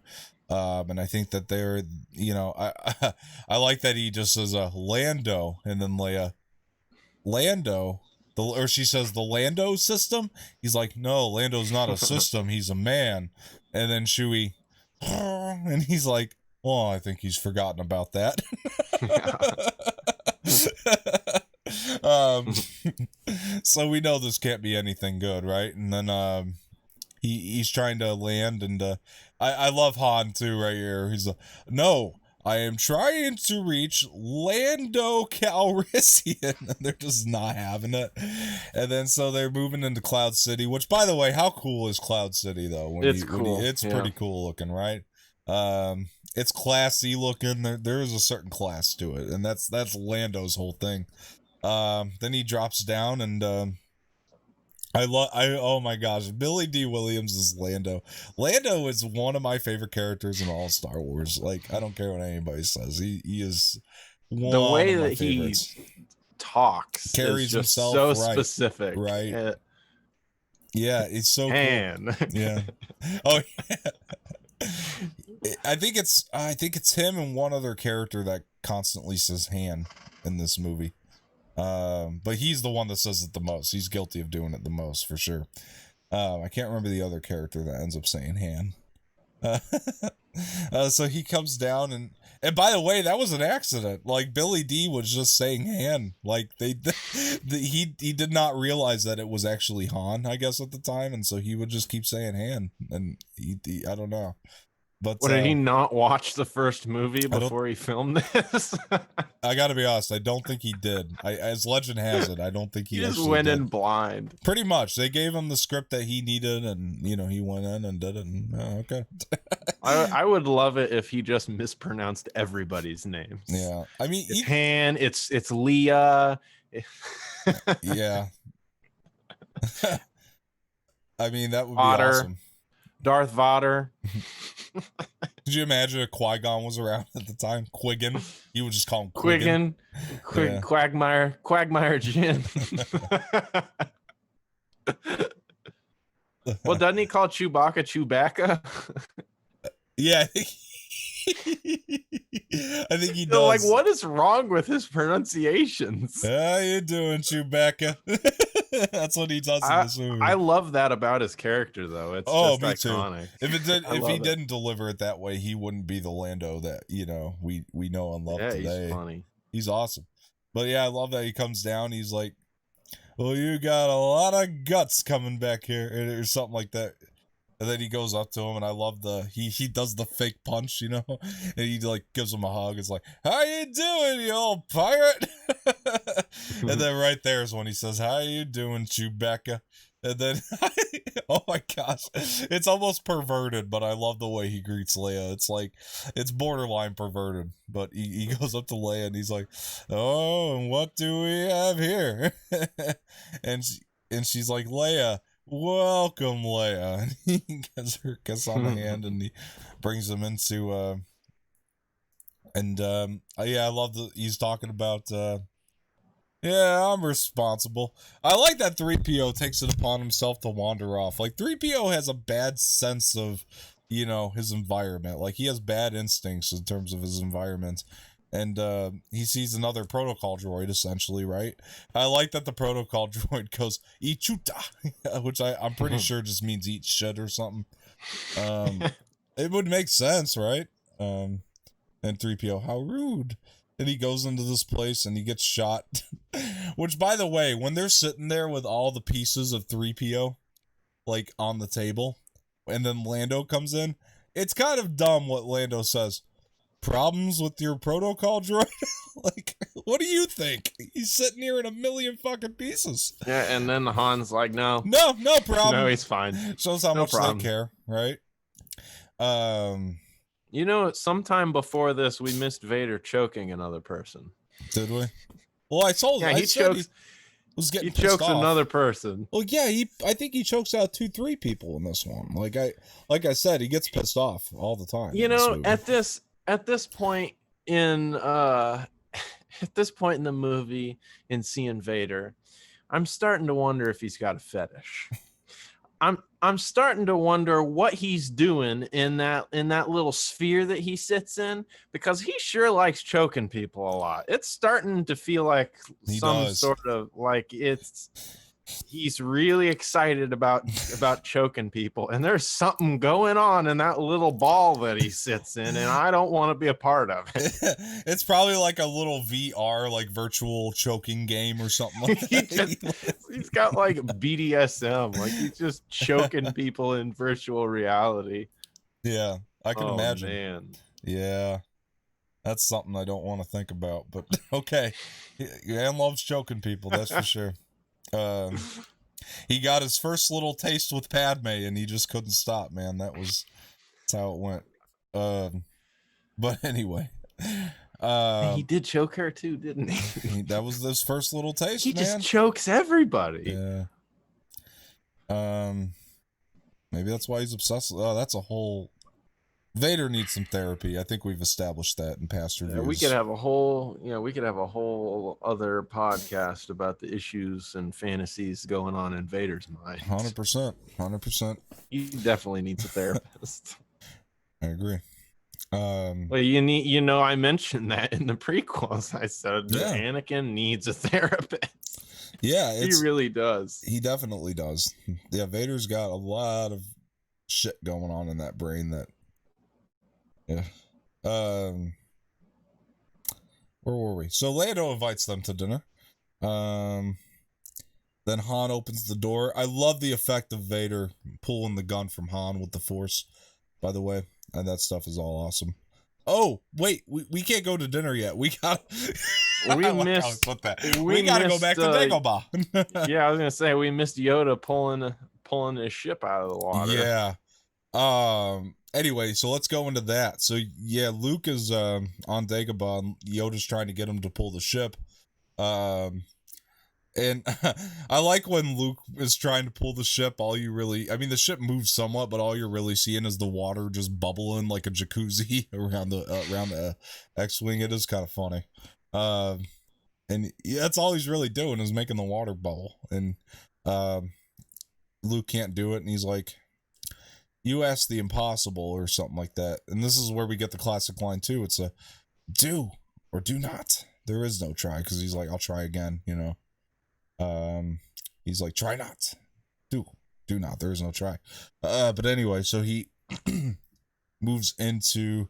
So then, that's when Luke's like, "You asked the impossible," and he finally he gives up, and then he says it's too big, and then you heard it here first, folks. Yoda says, "Size matters not."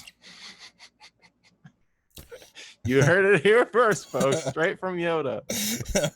All the men out there, can I get a hell yeah? That's all right. So the definitive answer: size matters not. It's true. What is it? It's luminous beings are we? That's a great line. Yeah, I love that. That's one of my favorite Yoda lines. That little short epilogue that he has there. Yeah. Not this crude matter, But then he pulls when he's pulling the ship out. By the way. This is one of those times, man. It's like the director, he really, like Irvin Kershner, he really, he's good at illustrating, what this sort of galaxy far, far away looks like. But like John Williams, the music here, man, like John Williams is the one that really puts you in the moment, man. He transports you to the galaxy, man. It's just, that is something that, yeah, it's one of my favorite moments where the music just aligns with the film so well. And then Yoda goes into his monologue, and then Yoda's theme playing here. It's, oh my god. I had hum one this time, right? There was one I had hum.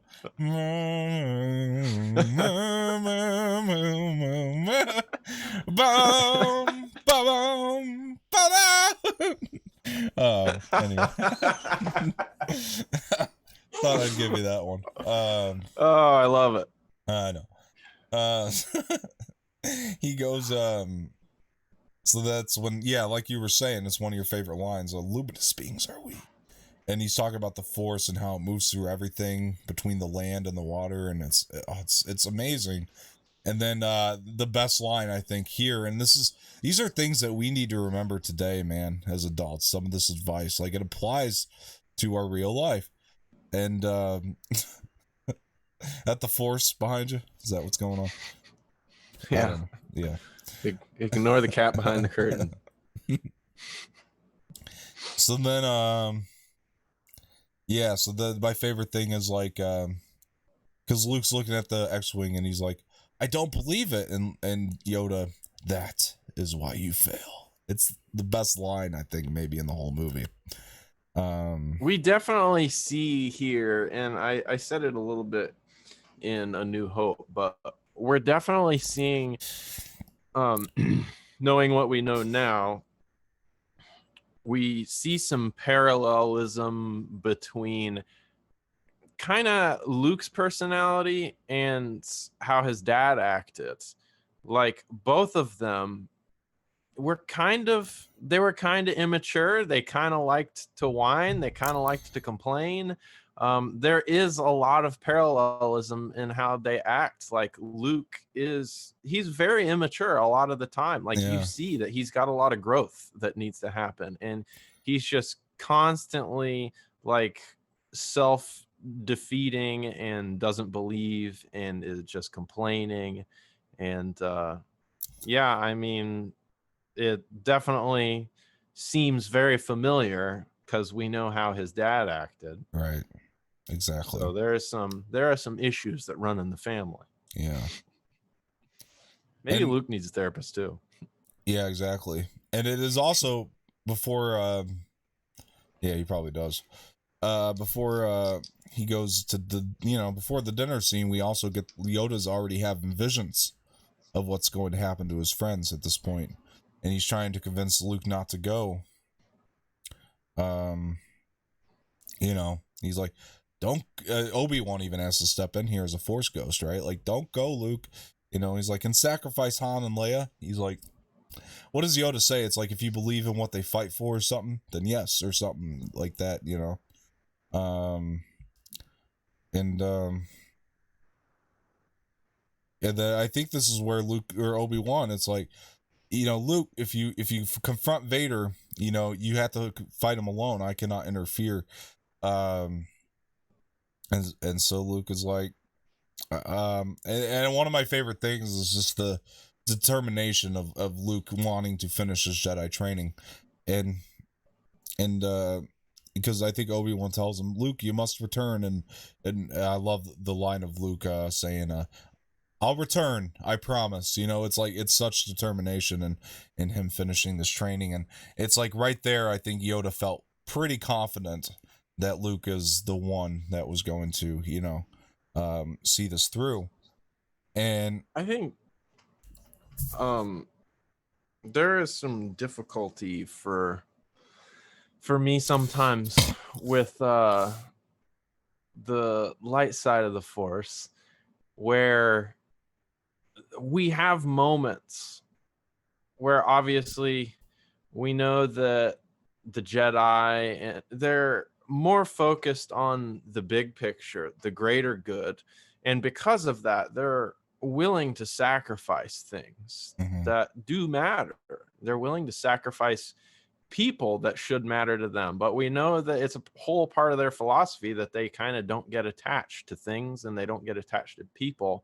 And that's a little hard, because you have a moment like this where Luke wants to save his friends, people that really mean something to him, and you've got these wise Jedis telling him, like, basically, no, like, they need to be sacrificed so that you can do this other thing. And that's really hard for me as a human being with emotions. Like, I'm with Luke here. Like, there's no way, like, I'm not gonna let my friends die. That It's really hard. We talked a little yeah, bit in the prequels about how difficult it is that the Jedi are supposed to almost be emotionless, and that's a part of the Force that I've always not necessarily agreed with, because I don't always feel like it's right. I think there are times to be emotional, and there are times where sometimes you're going to have to put it on the line to save the people you love, even if there's something greater, there's a greater purpose. um I don't know. I think sometimes it's the right thing to try and do both. Yeah. So I'm with Luke here.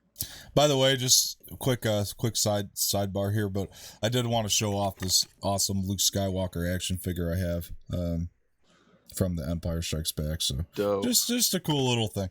Anyway, so anyway, always showing off the merchandise over here. So Luke is going to confront Vader, essentially try to save Han and Leia.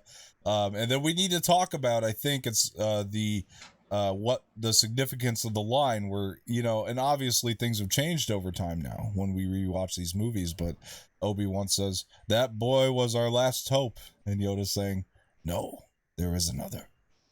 Do you look at the line differently now, or are you... I was just thinking about that last night. Yeah, obviously in the context of where this movie was at the time, I think it was meant to mean, like he has a sibling, like there is another. And they kind of point to that later when Luke goes to find out that Leia is his sister. So I feel like that's kind of where they were pointing originally. But knowing what we know now with the rest of the story, with the new trilogy, it definitely feels like something else, and I like it because I feel Me like too, man. it gives us cohesiveness. It gives us a connection with the new story, some foreshadowing that you would never know is there until you see the new movies come out. And there's a lot of people that are going to argue, and because they hate the new movies, but regardless, Yoda had a sense of the future, and always in motion the future is, or whatever he says, right? And regardless, you can argue it either which way, and I'm not sure that it does necessarily definitively have to mean Leia, because when you really think about it, if you know anything about George's original plan for a 7, 8, and 9, his original plan was that a young woman Jedi was going to be trained by Luke Skywalker. So and sure, Irvin Kershner directed this one, but George was the one that wrote the ideas. So it's possible that he did want that line to be in there because of his original plan, which isn't 100 miles away from what we ended up with, right? So George had already thought I about guess that. the question is, what I wonder what his plan was. Like, who was that? Was Luke gonna train Leia? No. Well, maybe that might have been in part of it, but because if I remember right, there is a line that does kind of imply later that Yoda was talking about Leia as being another. I don't think so. Because I looked it up, and I found something on a forum of somebody asking the same question. Mm-hmm. And if I remember, there is a line that kind of points back to that. There is another line that kind of says that, because was the general consensus that I was reading, that people believe, yeah, he was talking about Leia. Well, Luke is sitting on the log with, this is where it gets really tricky, because Luke is sitting on the log with Obi-Wan in Return of the Jedi, and when he asks, what Luke says is, Yoda mentioned another, and Obi-Wan is the one that tells Luke the other he was referring to was your sister. But when you really break it down, Obi-Wan probably doesn't really know what Yoda was thinking. I think Obi-Wan was assuming when you break it down. And the other part of it is, that's not the time that Luke was referring to, because Luke did not hear Yoda say, "There is another," in that moment. You know what I'm saying? Like, I understand that it was alluding to that, but Obi-Wan probably didn't actually know. Like, I think Obi-Wan was assuming. It wasn't Yoda that was saying that. So well, we can always... I think it's fair to say that in the original trilogy, when it came out, it's fair to say that the large majority of people would assume Yes. that Yoda was Yeah. talking about Leia, and that's what it meant at the time, because that's all we had. Yeah. But It is fair. It is fair. having the full picture, you can plug in a whole different meaning. And I think having the whole picture, I think that's what it does mean. You know, without the new trilogy, it means Leia. But when you include the new trilogy, it has to mean it's definitely foreshadowing. It has to. And like, the plan that George was going to do was, Luke was supposed to be, and they took these concepts from George, at least, that Luke was supposed to be on an abandoned island, and there was going to be a young Jedi girl named Kira, which they ended up using that name for a different character in Solo, but it was supposed to be Kira, was supposed to be the young Jedi girl that Luke was supposed to be training on an abandoned island, regardless of what that was going to be. And so I also think it's fair to say that George wanted us to believe that Obi-Wan was talking about Leia at the time, but was going to give us a bigger picture, you know what I mean, later on. And to say that Obi-Wan was wrong, about that, that what Yoda was talking about. And I also think that they probably should have included, I always said this, it would have been great because Rey is, like in Force Awakens, Rey has a Force back vision. It would have been great had she had another one in The Rise of Skywalker where, she saw the moments that Yoda was saying, a prophecy misread may have been, and the moment where he said, no, there is another. That would have been so good just for the audience to kind of, I don't know why they didn't think to do that, honestly, in The Rise of Skywalker, because it's not like Force back visions are impossible, because she has one in Force Awakens, and even in the Force Awakens novelization, she is seeing moments like when she's in that little hallway. That is the same hallway that Luke and Vader fight on in this movie. So it's not it's not out of the realm of possibility for her to see these kind of moments. And I don't know why they didn't execute something like that in Rise of Skywalker, but there's a lot of moments in the new movies that parallel and reconnect back with the original story. I agree. And it's tough because I don't want to say that they should have just done stuff like that and directly made the connection, because I don't feel like it's artistic. I feel like it's much cooler to imply it. It's true. It's true. But the trouble is, because they didn't spoon feed it to people. Yes, the people that don't like the new movies don't want to believe it because they don't like the new movies. And I'm afraid that these people that just hate the new movies needed to be spoon fed so that they would believe it. Unfortunately, I definitely wholeheartedly believe that there were a lot of parallels in the new movies that were done on purpose that have gone over everybody's heads. And if they were more obvious, it would have taken away some of the art of the new movies, which is why I like them.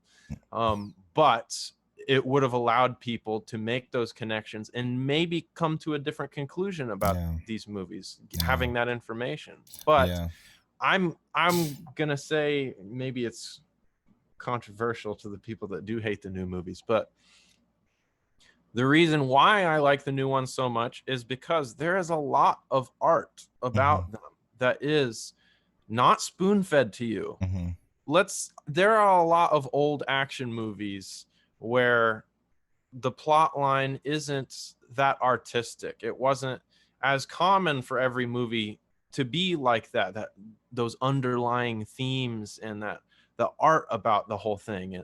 And these new movies, oh, for heaven's sake, these new movies, I'm running a zoo over here.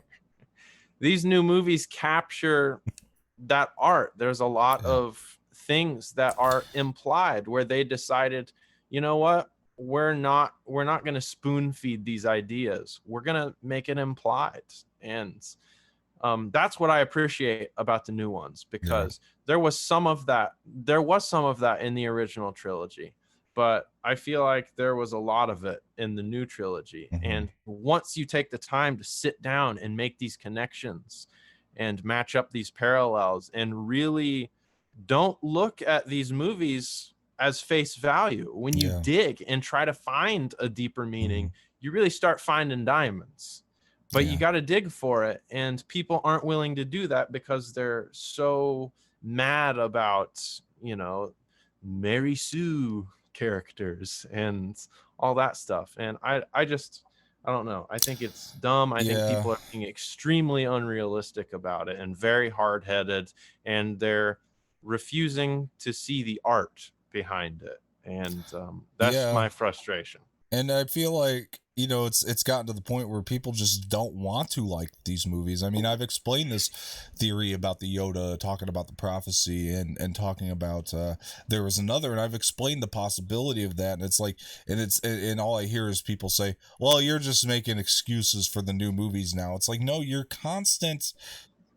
You know, you saying I'm making excuses and is an excuse within itself for you to not want to like these new movies. You know, it's like I'm trying to give you a way. Like, why in holy hell would anybody want to hate Star Wars? You know, like, why do you want to hate anything?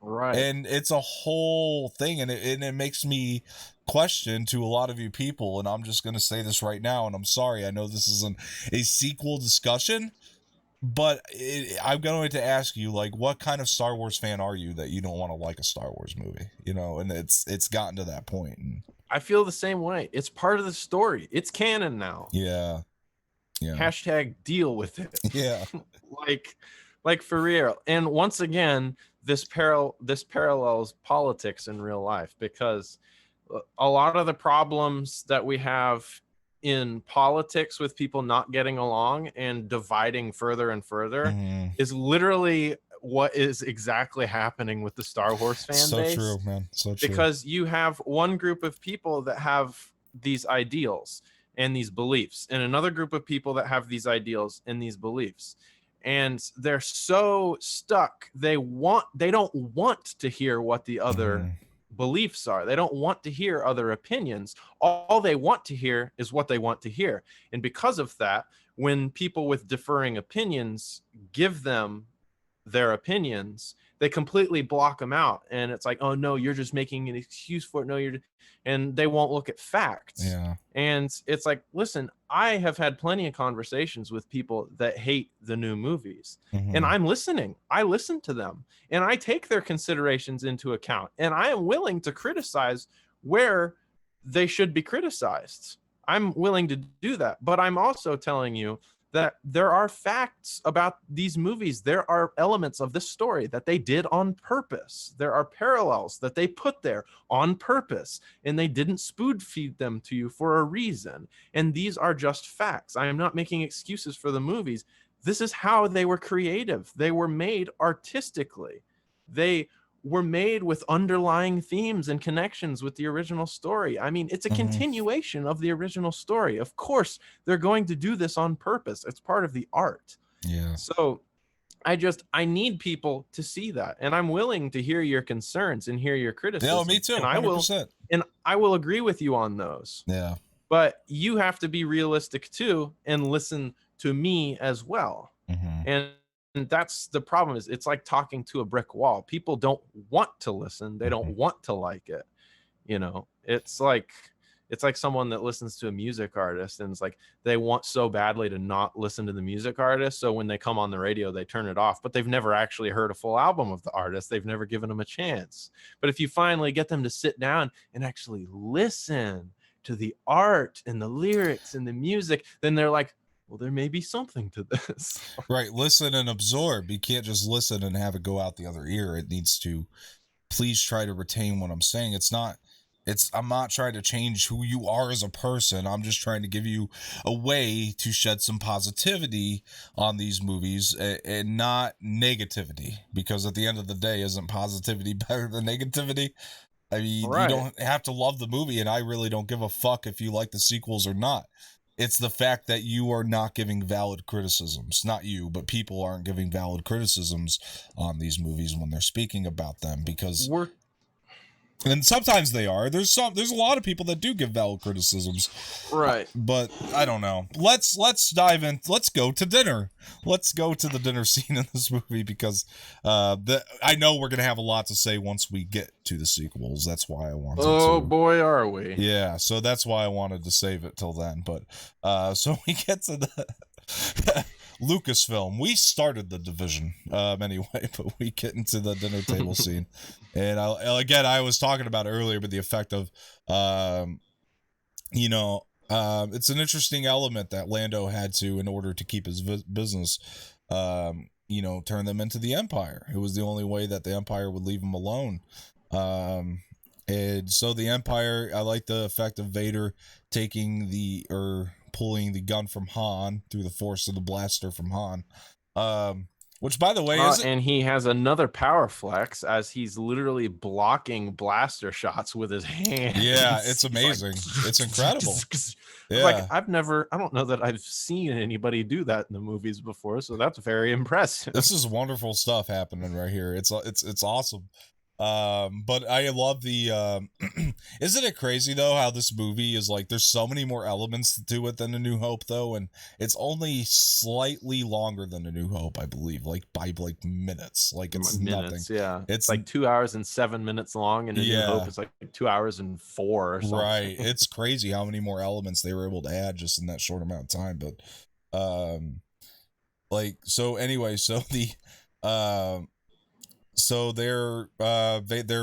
Vader wants to put Han in carbonite. Oh, the bounty hunters we got to get to as well here too, because some of the more iconic bounty hunters, which I've never really understood, but whatever, are in this scene.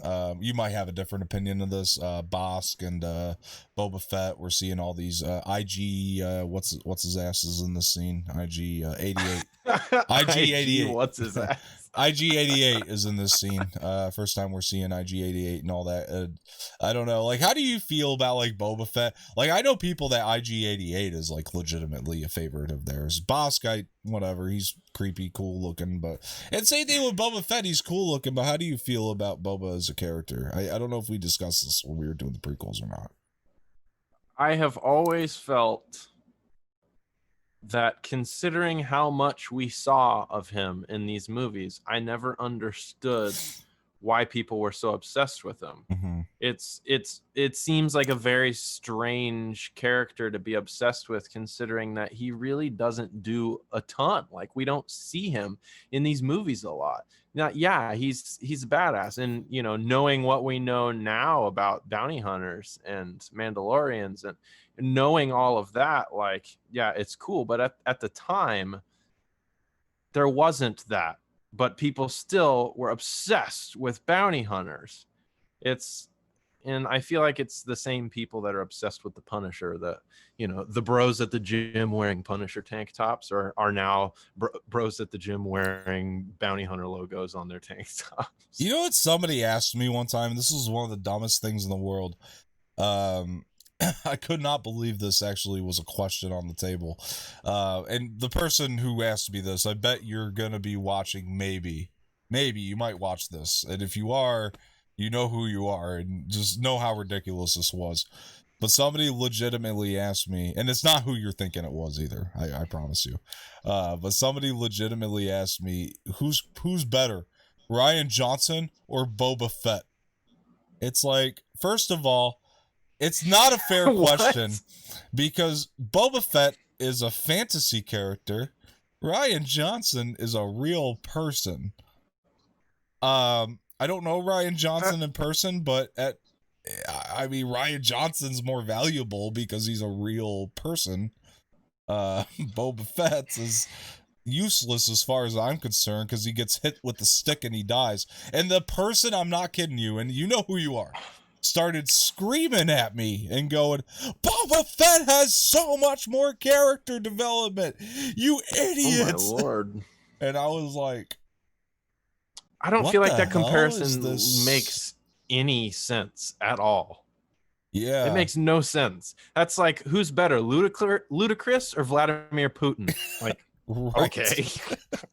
There's no connection. Like, Star Wars is a connection, but they're in two different realms of it. Like, it's like, I mean, like, One's a real person, one's a fantasy character, and I love Rian Johnson for so much more than Star Wars. You know, like I like Looper and Brick and Brothers Bloom and Knives Out. Like I like his other movies. Like it's just ridiculous. You know, to sit there. I don't understand that question at all. I also don't understand the rage behind it. Yeah, like I got like yelled at like legitimately about Boba Fett's character development, and I'm like, what character I'm development? telling you, there are Star Wars fans that have some opinions, Yeah. and they will nearly slaughter you for not agreeing. Like, Yeah, it's frightening. It's a movie, guys. It's a movie. Like, calm down. Like, you don't have to like send death threats and get angry about it. It's a movie. None of it's real, I promise. Yeah, person who did that, by the way, I'm sorry I had to call you out, but this is something in our personal relationship that's always bothered me. So if you are watching, just know that that was a really dumb thing that you did that day. I have never brought it up to you again, and I won't again, but I gotta call that out. That's I'm just confused at the comparison. Yeah.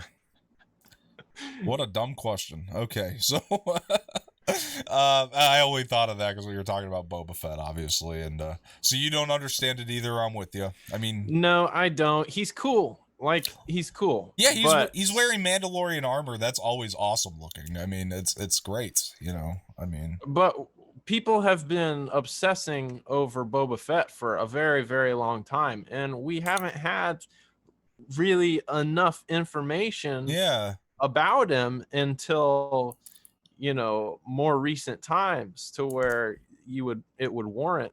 It's like people who we're talking about, people who are obsessed with Kit Fisto. right. It's like, it doesn't really make sense. I mean, yeah, he's cool, but it's kind of random. I'm not mad at you for liking him. It's just kind of random. I shit you not. The person that asked me the question is the same person whose favorite Star Wars character is Kit Fisto. So it's very funny you brought that up. I had a feeling. But I promise you, this person probably feels like we're personally attacking them. I don't know who you are, so No, I'm not. I like this guy a lot. Like this is a man. I like this dude a lot. Like I genuinely do. There's just been some pretty hot takes that he's had from time to time. Listen, you can like who you want to like. Yeah. There's no problem liking the characters that you do. I just personally think it's an interesting choice. Yeah. But a lot of people think that my favorite character being R2-D2 is weird. But yeah. Yeah. I'm just telling you, it's not the specific person that you're thinking of. I promise, because it's not nobody. I don't know who it is. Nobody in our chat. I'll put it that way. Nobody in our chat. I don't know who it is. So. Yeah. Yeah. We'll talk later. So what was I gonna say though? So we are in. Vader blocks blasters with his hands like a badass. Dinner goes on, and then he's trying to figure out how to. This is the bounty hunters. He's trying to figure out how to. The one thing I do like though that he says to Boba Fett though is the no disintegrations. I thought that was kind of cool. You know, that's a cool line. Because he wants Luke alive. So they end up getting Han.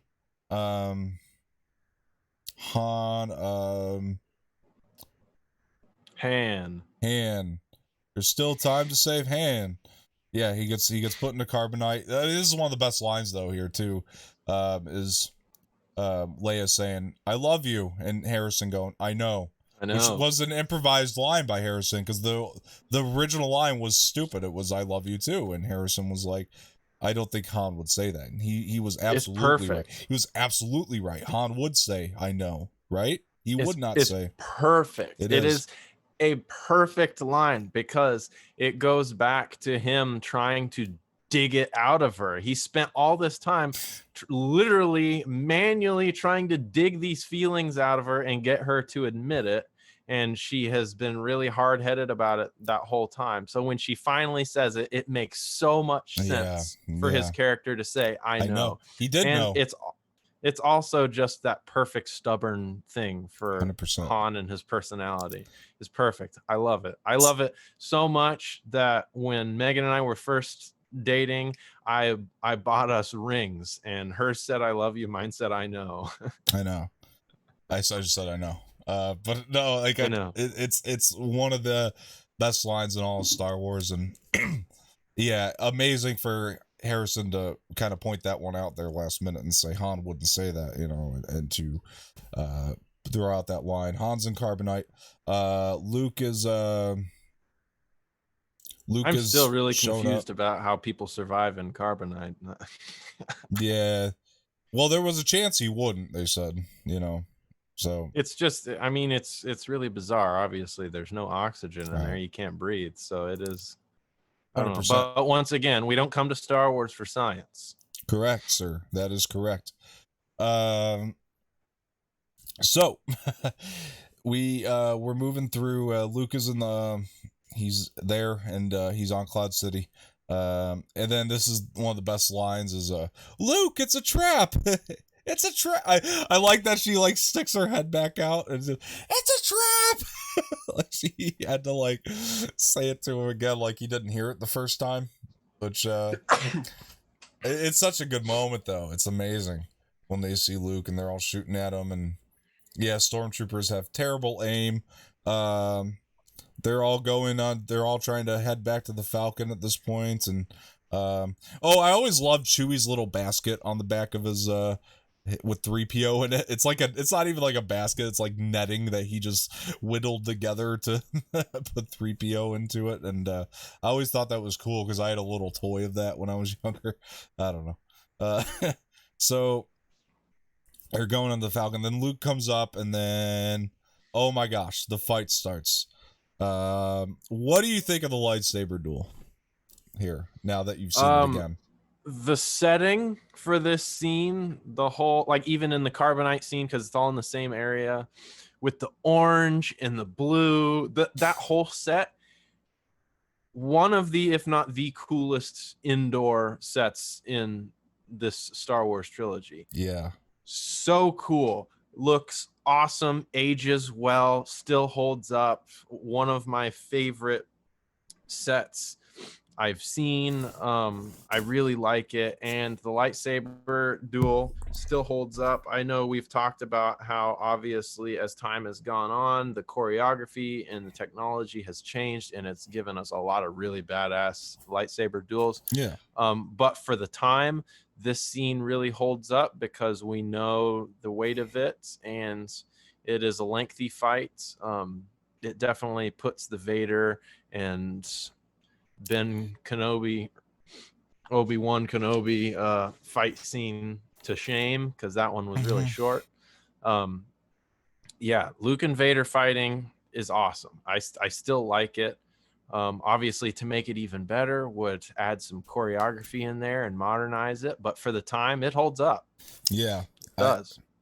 I listen, man. Especially rewatching it in the theater. I think that this is so far. I'm gonna call this my favorite lightsaber duel in the whole thing and all of Star Wars. Wow. I'm gonna give it that title for now until we hit the Return of the Jedi and everything else. You know, I mean, I'll give it that title for now. It is my favorite lightsaber duel in the entirety of the. Well, actually, no, it's my favorite lightsaber moment in the entirety of Star Wars as of right now, because it was the meaning of it. It was the practicality of the fighting. I mean, no, were the moves the best we'd ever seen and everything, like in terms of choreography? No, but when you couple that with the setting, with the meaning behind it, with the fact that you're taking this pretty much like no name actor, you know what I mean, in Mark Hamill, and you're giving him this moment of like action, you know what I mean, and it just, I don't know, something about that just feels incredible to me, and it's like and thinking about the way audiences were reacting to it at the time too, putting myself in that headspace of holy shit, you know, and the silence of it, like there's no like epic music going on here, not up until like toward the end of it. It's the silence, the tension, even the sound design of the silence, because there is a little bit of that, of everything going on, just what you're hearing in the background, all the little noises. It's everything, man. It makes this my favorite lightsaber moment in the entirety of Star Wars as of right now. And at this point, like, people thought that the lightsaber fight between Obi-Wan and Vader was right cool, so because this looked for the 100 time times more advanced. Yeah, for the time that was new and it was cool, it was amazing. yeah, So this, I mean, this puts that to shame, because this is lengthy and yeah, you got some more moves, and obviously, you know, there was meaning behind this fight too. yeah, And this is another reason why I'm excited to watch Return of the Jedi again, because I feel like them fighting in that one holds even more emotional weight. maybe. So Yeah. I'm excited to watch that again, because by that time, you know, they both are fully aware of their connection, and they fully understand the significance of that fight. So I'm excited to watch that again and see how I feel about it now. Yeah. And yeah, I mean, it's just a cool scene. I'm not going to say it's my favorite lightsaber battle, because there's something I really like about the choreography of the new fights. It's fair. That I can't get past, because I don't know. That's really what I'm saying. appreciate At this point, I'm going to revisit the others, and I'll come back to you on that. But at this point, I'm going to call it this one. And the only other thing I'm going to say, like, is like we know how Star Wars fans can get when like there's lightsabers in the movie. They get stoked, man, on it. And like, I'm just imagining the super fans cheering when they saw Luke ignite that saber, like that scene of, you know, they're probably so stoked. They're like, this is going to be badass. You know what I mean? Like, this is going to be cool, because we'd never really seen him engage in that fight before. You know what I mean? It's just that idea of the little guy getting his moments here to be kind of a badass. That's kind of what I enjoy about this. But yeah, cool fight though. And I love, you know, I like Vader just like using the Force to throw all this shit at him. It opens the window. I love the scenery of, it's all amazing. You know what I mean? I forgot how many times Vader flexes his power in this movie. Yeah. Like, he really does. Now, if this were made in 2020, if Star Wars had never existed until 2020, Vader would have probably, with the technology we have, man, Vader would have done some stuff. So Agreed. that's why I say I want so badly to be more live action content with Vader, because we know how powerful he is, and we got a taste of that in the originals.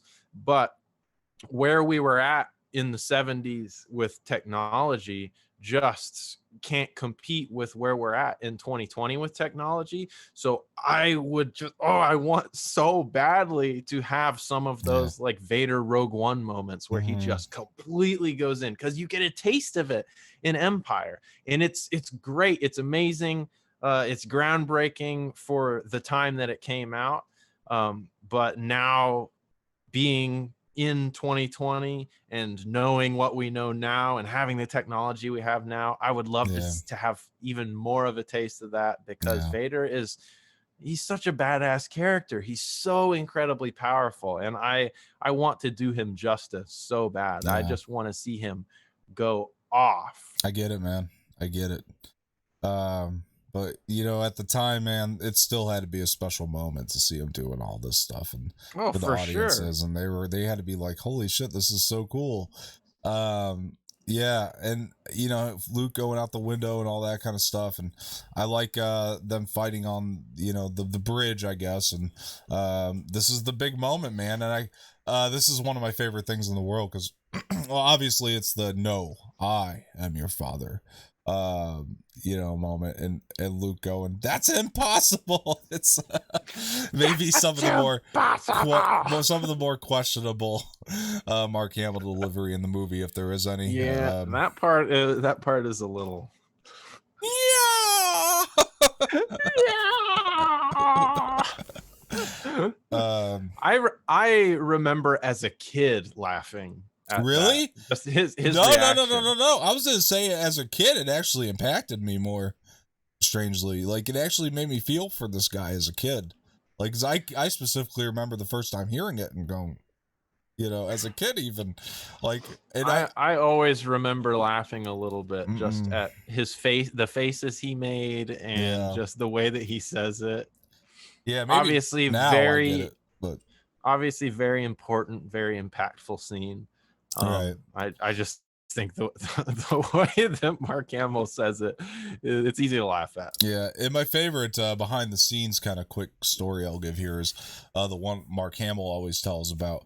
What the line they had in dubbed into the script originally was that Obi-Wan was Luke's father, but they knew they were going to change it later. They just had that as a alternate line, so nobody knew that was going to be the big twist. So Irvin Kershner came up to Mark Hamill and he was like, Mark, he put him in a separate room. He was like, Mark, I'm going to tell you something that I know, George knows, and when I tell you, you're going to know, but nobody else is, you can't say a word. And if it gets leaked, we're going to know it was you. So he's like, okay, well, what is it? And he tells them that, they're going to dub in that Vader's the father, right? So cut to when the movie finally premieres. They're sitting at the premiere, and Mark Hamill's watching this, or they're all watching the movie, the cast and everything, and the line comes up, and Harrison was sitting behind Mark, and Harrison leaned forward. He's like, "Hey, kid, you didn't fucking tell me that." Like, it's one of my favorite things in the world, just knowing that Harrison said that to Mark Hamill. But anyway, so when he so yeah, it is one of the most integral lines to all of Star Wars, and I can't imagine. It's another thing I was imagining the audiences sitting in the theater hearing that twist. And actually, they have it on YouTube. Somebody has a recording of one of the original reactions. It's actually leaked out there on YouTube, but it's kind of cool to hear like how people reacted to it originally when they first heard it. They were all like, "Oh my god!" And it parallels so many things that we've experienced watching these movies now. You know what I mean? With some of the twists that they've thrown in and the way people have reacted in the theater, it's always so cool to hear. So when they go excuse me, so Luke, I like how he just kind of falls down the thing, and through the tunnels. I would still like to know how Maz Kanata got his lightsaber in the sequel trilogies, though. Like, that's not spoon feeding. That was her saying, like, that's a story for another time, and never really, that's not an artistic thing. They really should have followed up on that somewhere along the way, but whatever. I mean, I know who it's gonna knows? be in canon. Like, they're actually, like, they've already teased it in one of the comic books going on now. But I wish they just would have put that one detail in the movie. But that's one of my biggest gripes. I wonder if there will be any more live action stuff with her. Yeah, I guess it just doesn't really matter anymore. But Because it feels kind of like a setup. But yeah, maybe. Yeah, that would be interesting if we had a live action thing with her. I could see that being a Disney Plus series, or her being in a Disney Plus series and getting that saber. Or, you know what I mean? I wouldn't doubt it. I think it'd be cool. It would be. Would be pretty interesting. Maybe she shows up in Mandalorian. It would make sense. Who knows? That would be cool. Yeah. People would hate it. Yeah, they would. They would hate it 100%. The self-proclaimed Star Wars purists would hate it. I agree. So anyway, so Luke goes down the tunnel, and I love him hanging on the bar, and then Leia senses. I love the score here too when Leia's sensing Luke. The Force theme comes in, and so they're sitting there, and she, I think he's the first one to say, Leia, yeah, he's hanging off the bar, and then she senses him. She goes, Luke, and I think it's a really, really cool moment. So she goes and they pick him up in the Falcon, and then we have sort of one more dogfight that happens. We kind of skipped the whole thing. Oh, no, we didn't, because they're trying to go through hyperspace to elude the Empire, and I like the thing, Lando, it's they told me they fixed it, And I like Luke laying in the back, and he's just kind of like, Ben, why didn't you tell me? You know, and so they're having one more dogfight, and yeah, so the dogfight happens, and obviously they're able to escape. Then they drop Luke and Leia off. Luke gets a new hand. Didn't even mention that Luke lost a limb. By the way, which also fell down the shaft there with this lightsaber. Now, how hard would it be? He's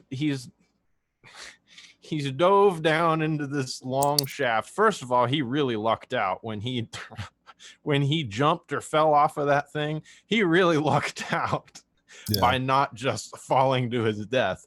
But second of all, he's got one hand and he's hanging on to this like rod. How hard is that? Like, and you know it's gonna hurt. That's true. Like, oh, that's true. hell.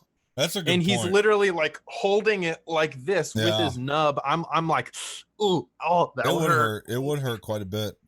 That would be like a scary. I don't care if you're a Jedi or not, or you had the Force or not. That's a scary place to be in. Is just hanging onto the rod, honestly. And yeah, he did. He took a risk by jumping down the shaft. You're not wrong about that. 100%. Which, by the way, you know what's really hysterical, and I'm so glad they did not do this. Is that the opening scene of Force Awakens, obviously after the opening crawl, JJ's original idea, it was in the original script, was that Luke's hand was supposed to be floating through space. Like, I'm so happy that JJ did not do that. Like, he was supposed to. It was an idea of his, which I question, and I'm so glad that somebody kind of came in and said, well, JJ, you know, a hand floating through space might look kind of jarring after all. So, yeah, they got rid of that. Thank God. Would have been funny to have as a deleted scene, though. Yeah, I mean, it would have been something, that's for sure. Yeah, that was actually an original idea he had, was to show Luke's hand in space, but for some reason he thought that would have looked weird. So the dogfight happens with the and they're able to escape the Empire. Vader's pissed again, but then Luke and Leia get dropped off, and I love the you can feel the tension. You can cut the tension with a knife as they jump jump into hyperdrive, and Vader is just staring out the window. They jump into hyperdrive, and he stands there in silence and stares and doesn't say a word, and then just turns around and walks out of the room and doesn't say a thing. You can feel the tension brewing inside that helmet. Oh yeah, it's amazing. It's really, it's done and executed so well. Yeah, man. Yeah, this is this entire ending sequence is probably also, I'll say it, my favorite way to end a Star Wars movie, you know, because again, me putting my mind in the audiences back in 1980 when they were watching it, like, well, what's going to happen to Han, you know? And I'm assuming it's a very similar feeling to what we had back when we saw Force Awakens, right? You know, where we were wondering what was going to go on, except the internet didn't exist. So, you know, all was well. They definitely didn't leave this movie off at like a big climactic point where you feel comfortable with it. Like, it definitely, they left it, they just cut it off where it was, and it made you kind of be like, oh, well, I want another one. Yeah. You know, whereas like in A New Hope, when it ends, you've got the whole celebration and everything, and there is kind of a conclusion. In this movie, it's just kind of like, nope, we're just gonna leave it here, and then the audience has to be like, oh, you jerk. Exactly. And that's the thing about these movies, is they really weren't ever based on like a novel, like a lot of these big epic adventures would be back in the day.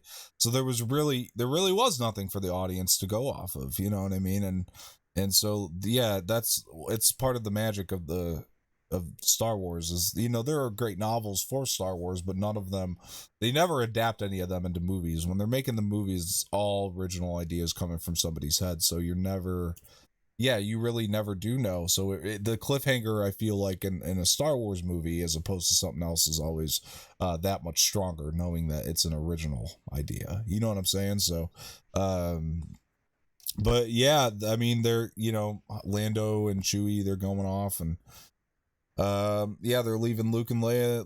Luke gets a new hand. I still feel like there's romantic tension between Luke and Leia here at the end, but that's where we're gonna leave you. It does, doesn't it? For some reason, like it just feels like a romantic tension, but Yeah, um, they leave us off in Kentucky.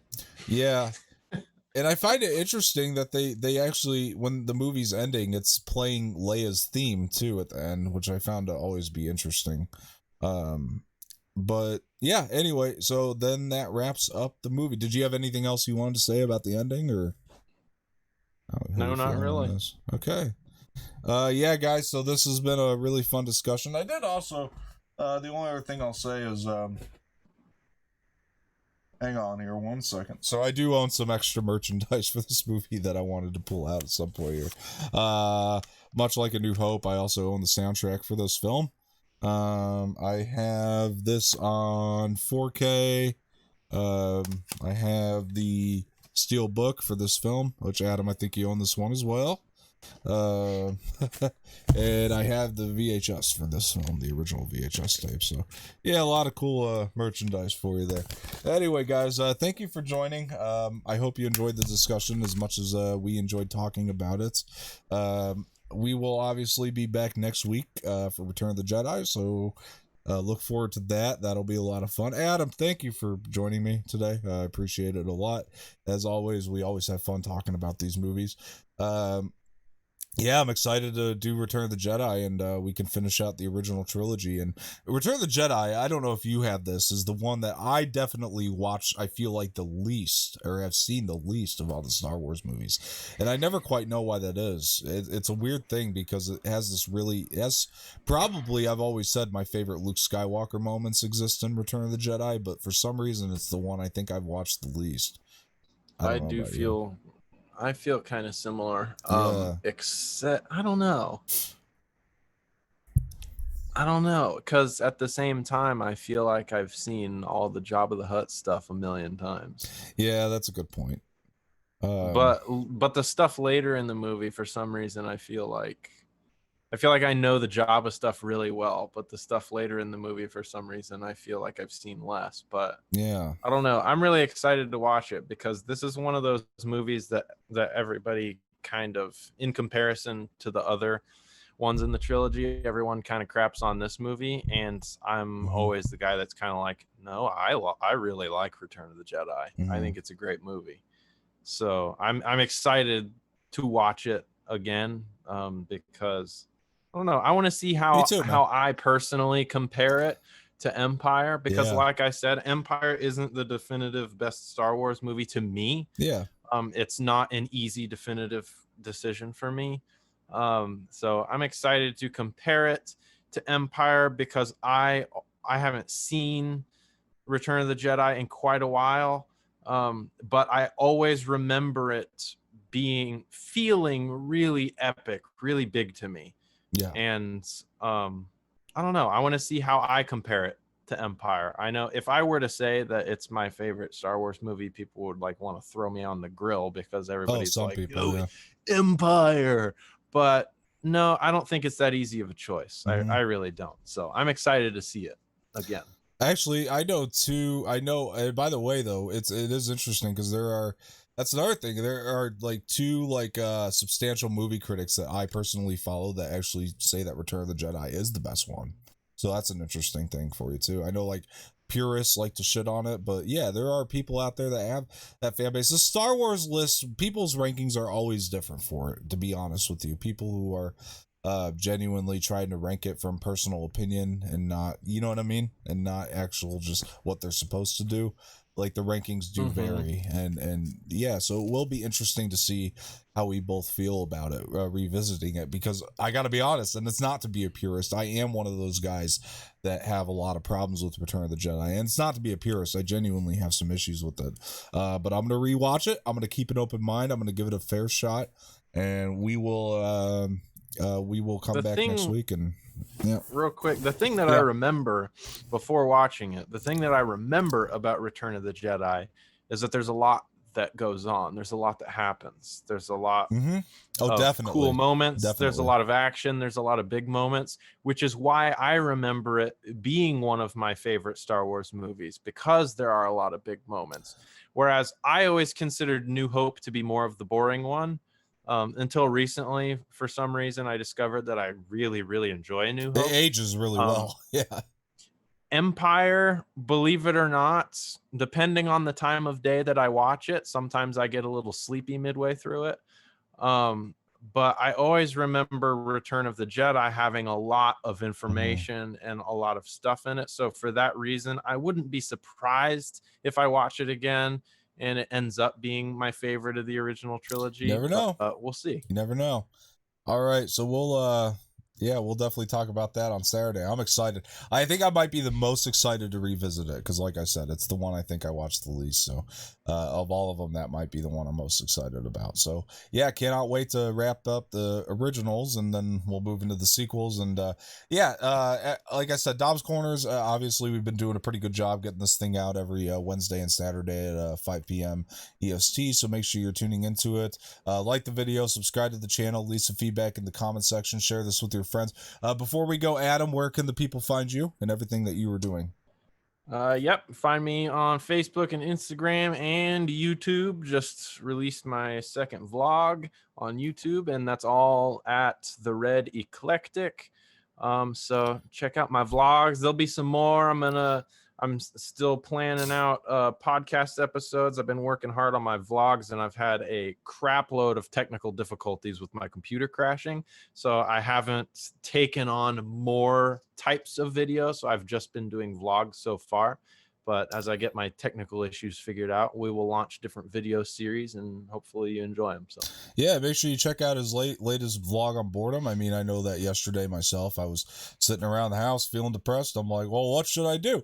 And so I watched Adam's vlog and I was like, oh, you could just go out there and do literally anything and you'll feel less depressed just for being outside. So make sure you guys are checking that out for sure. Thank you for tuning in to this episode of Dom's Corner. I've been Dom Martino. That's been Adam Leach, and I appreciate you guys watching. And we will see you guys. Well, we'll see you guys on Saturday, but I will see you guys again on Wednesday. Thank you for tuning in. Bye-bye.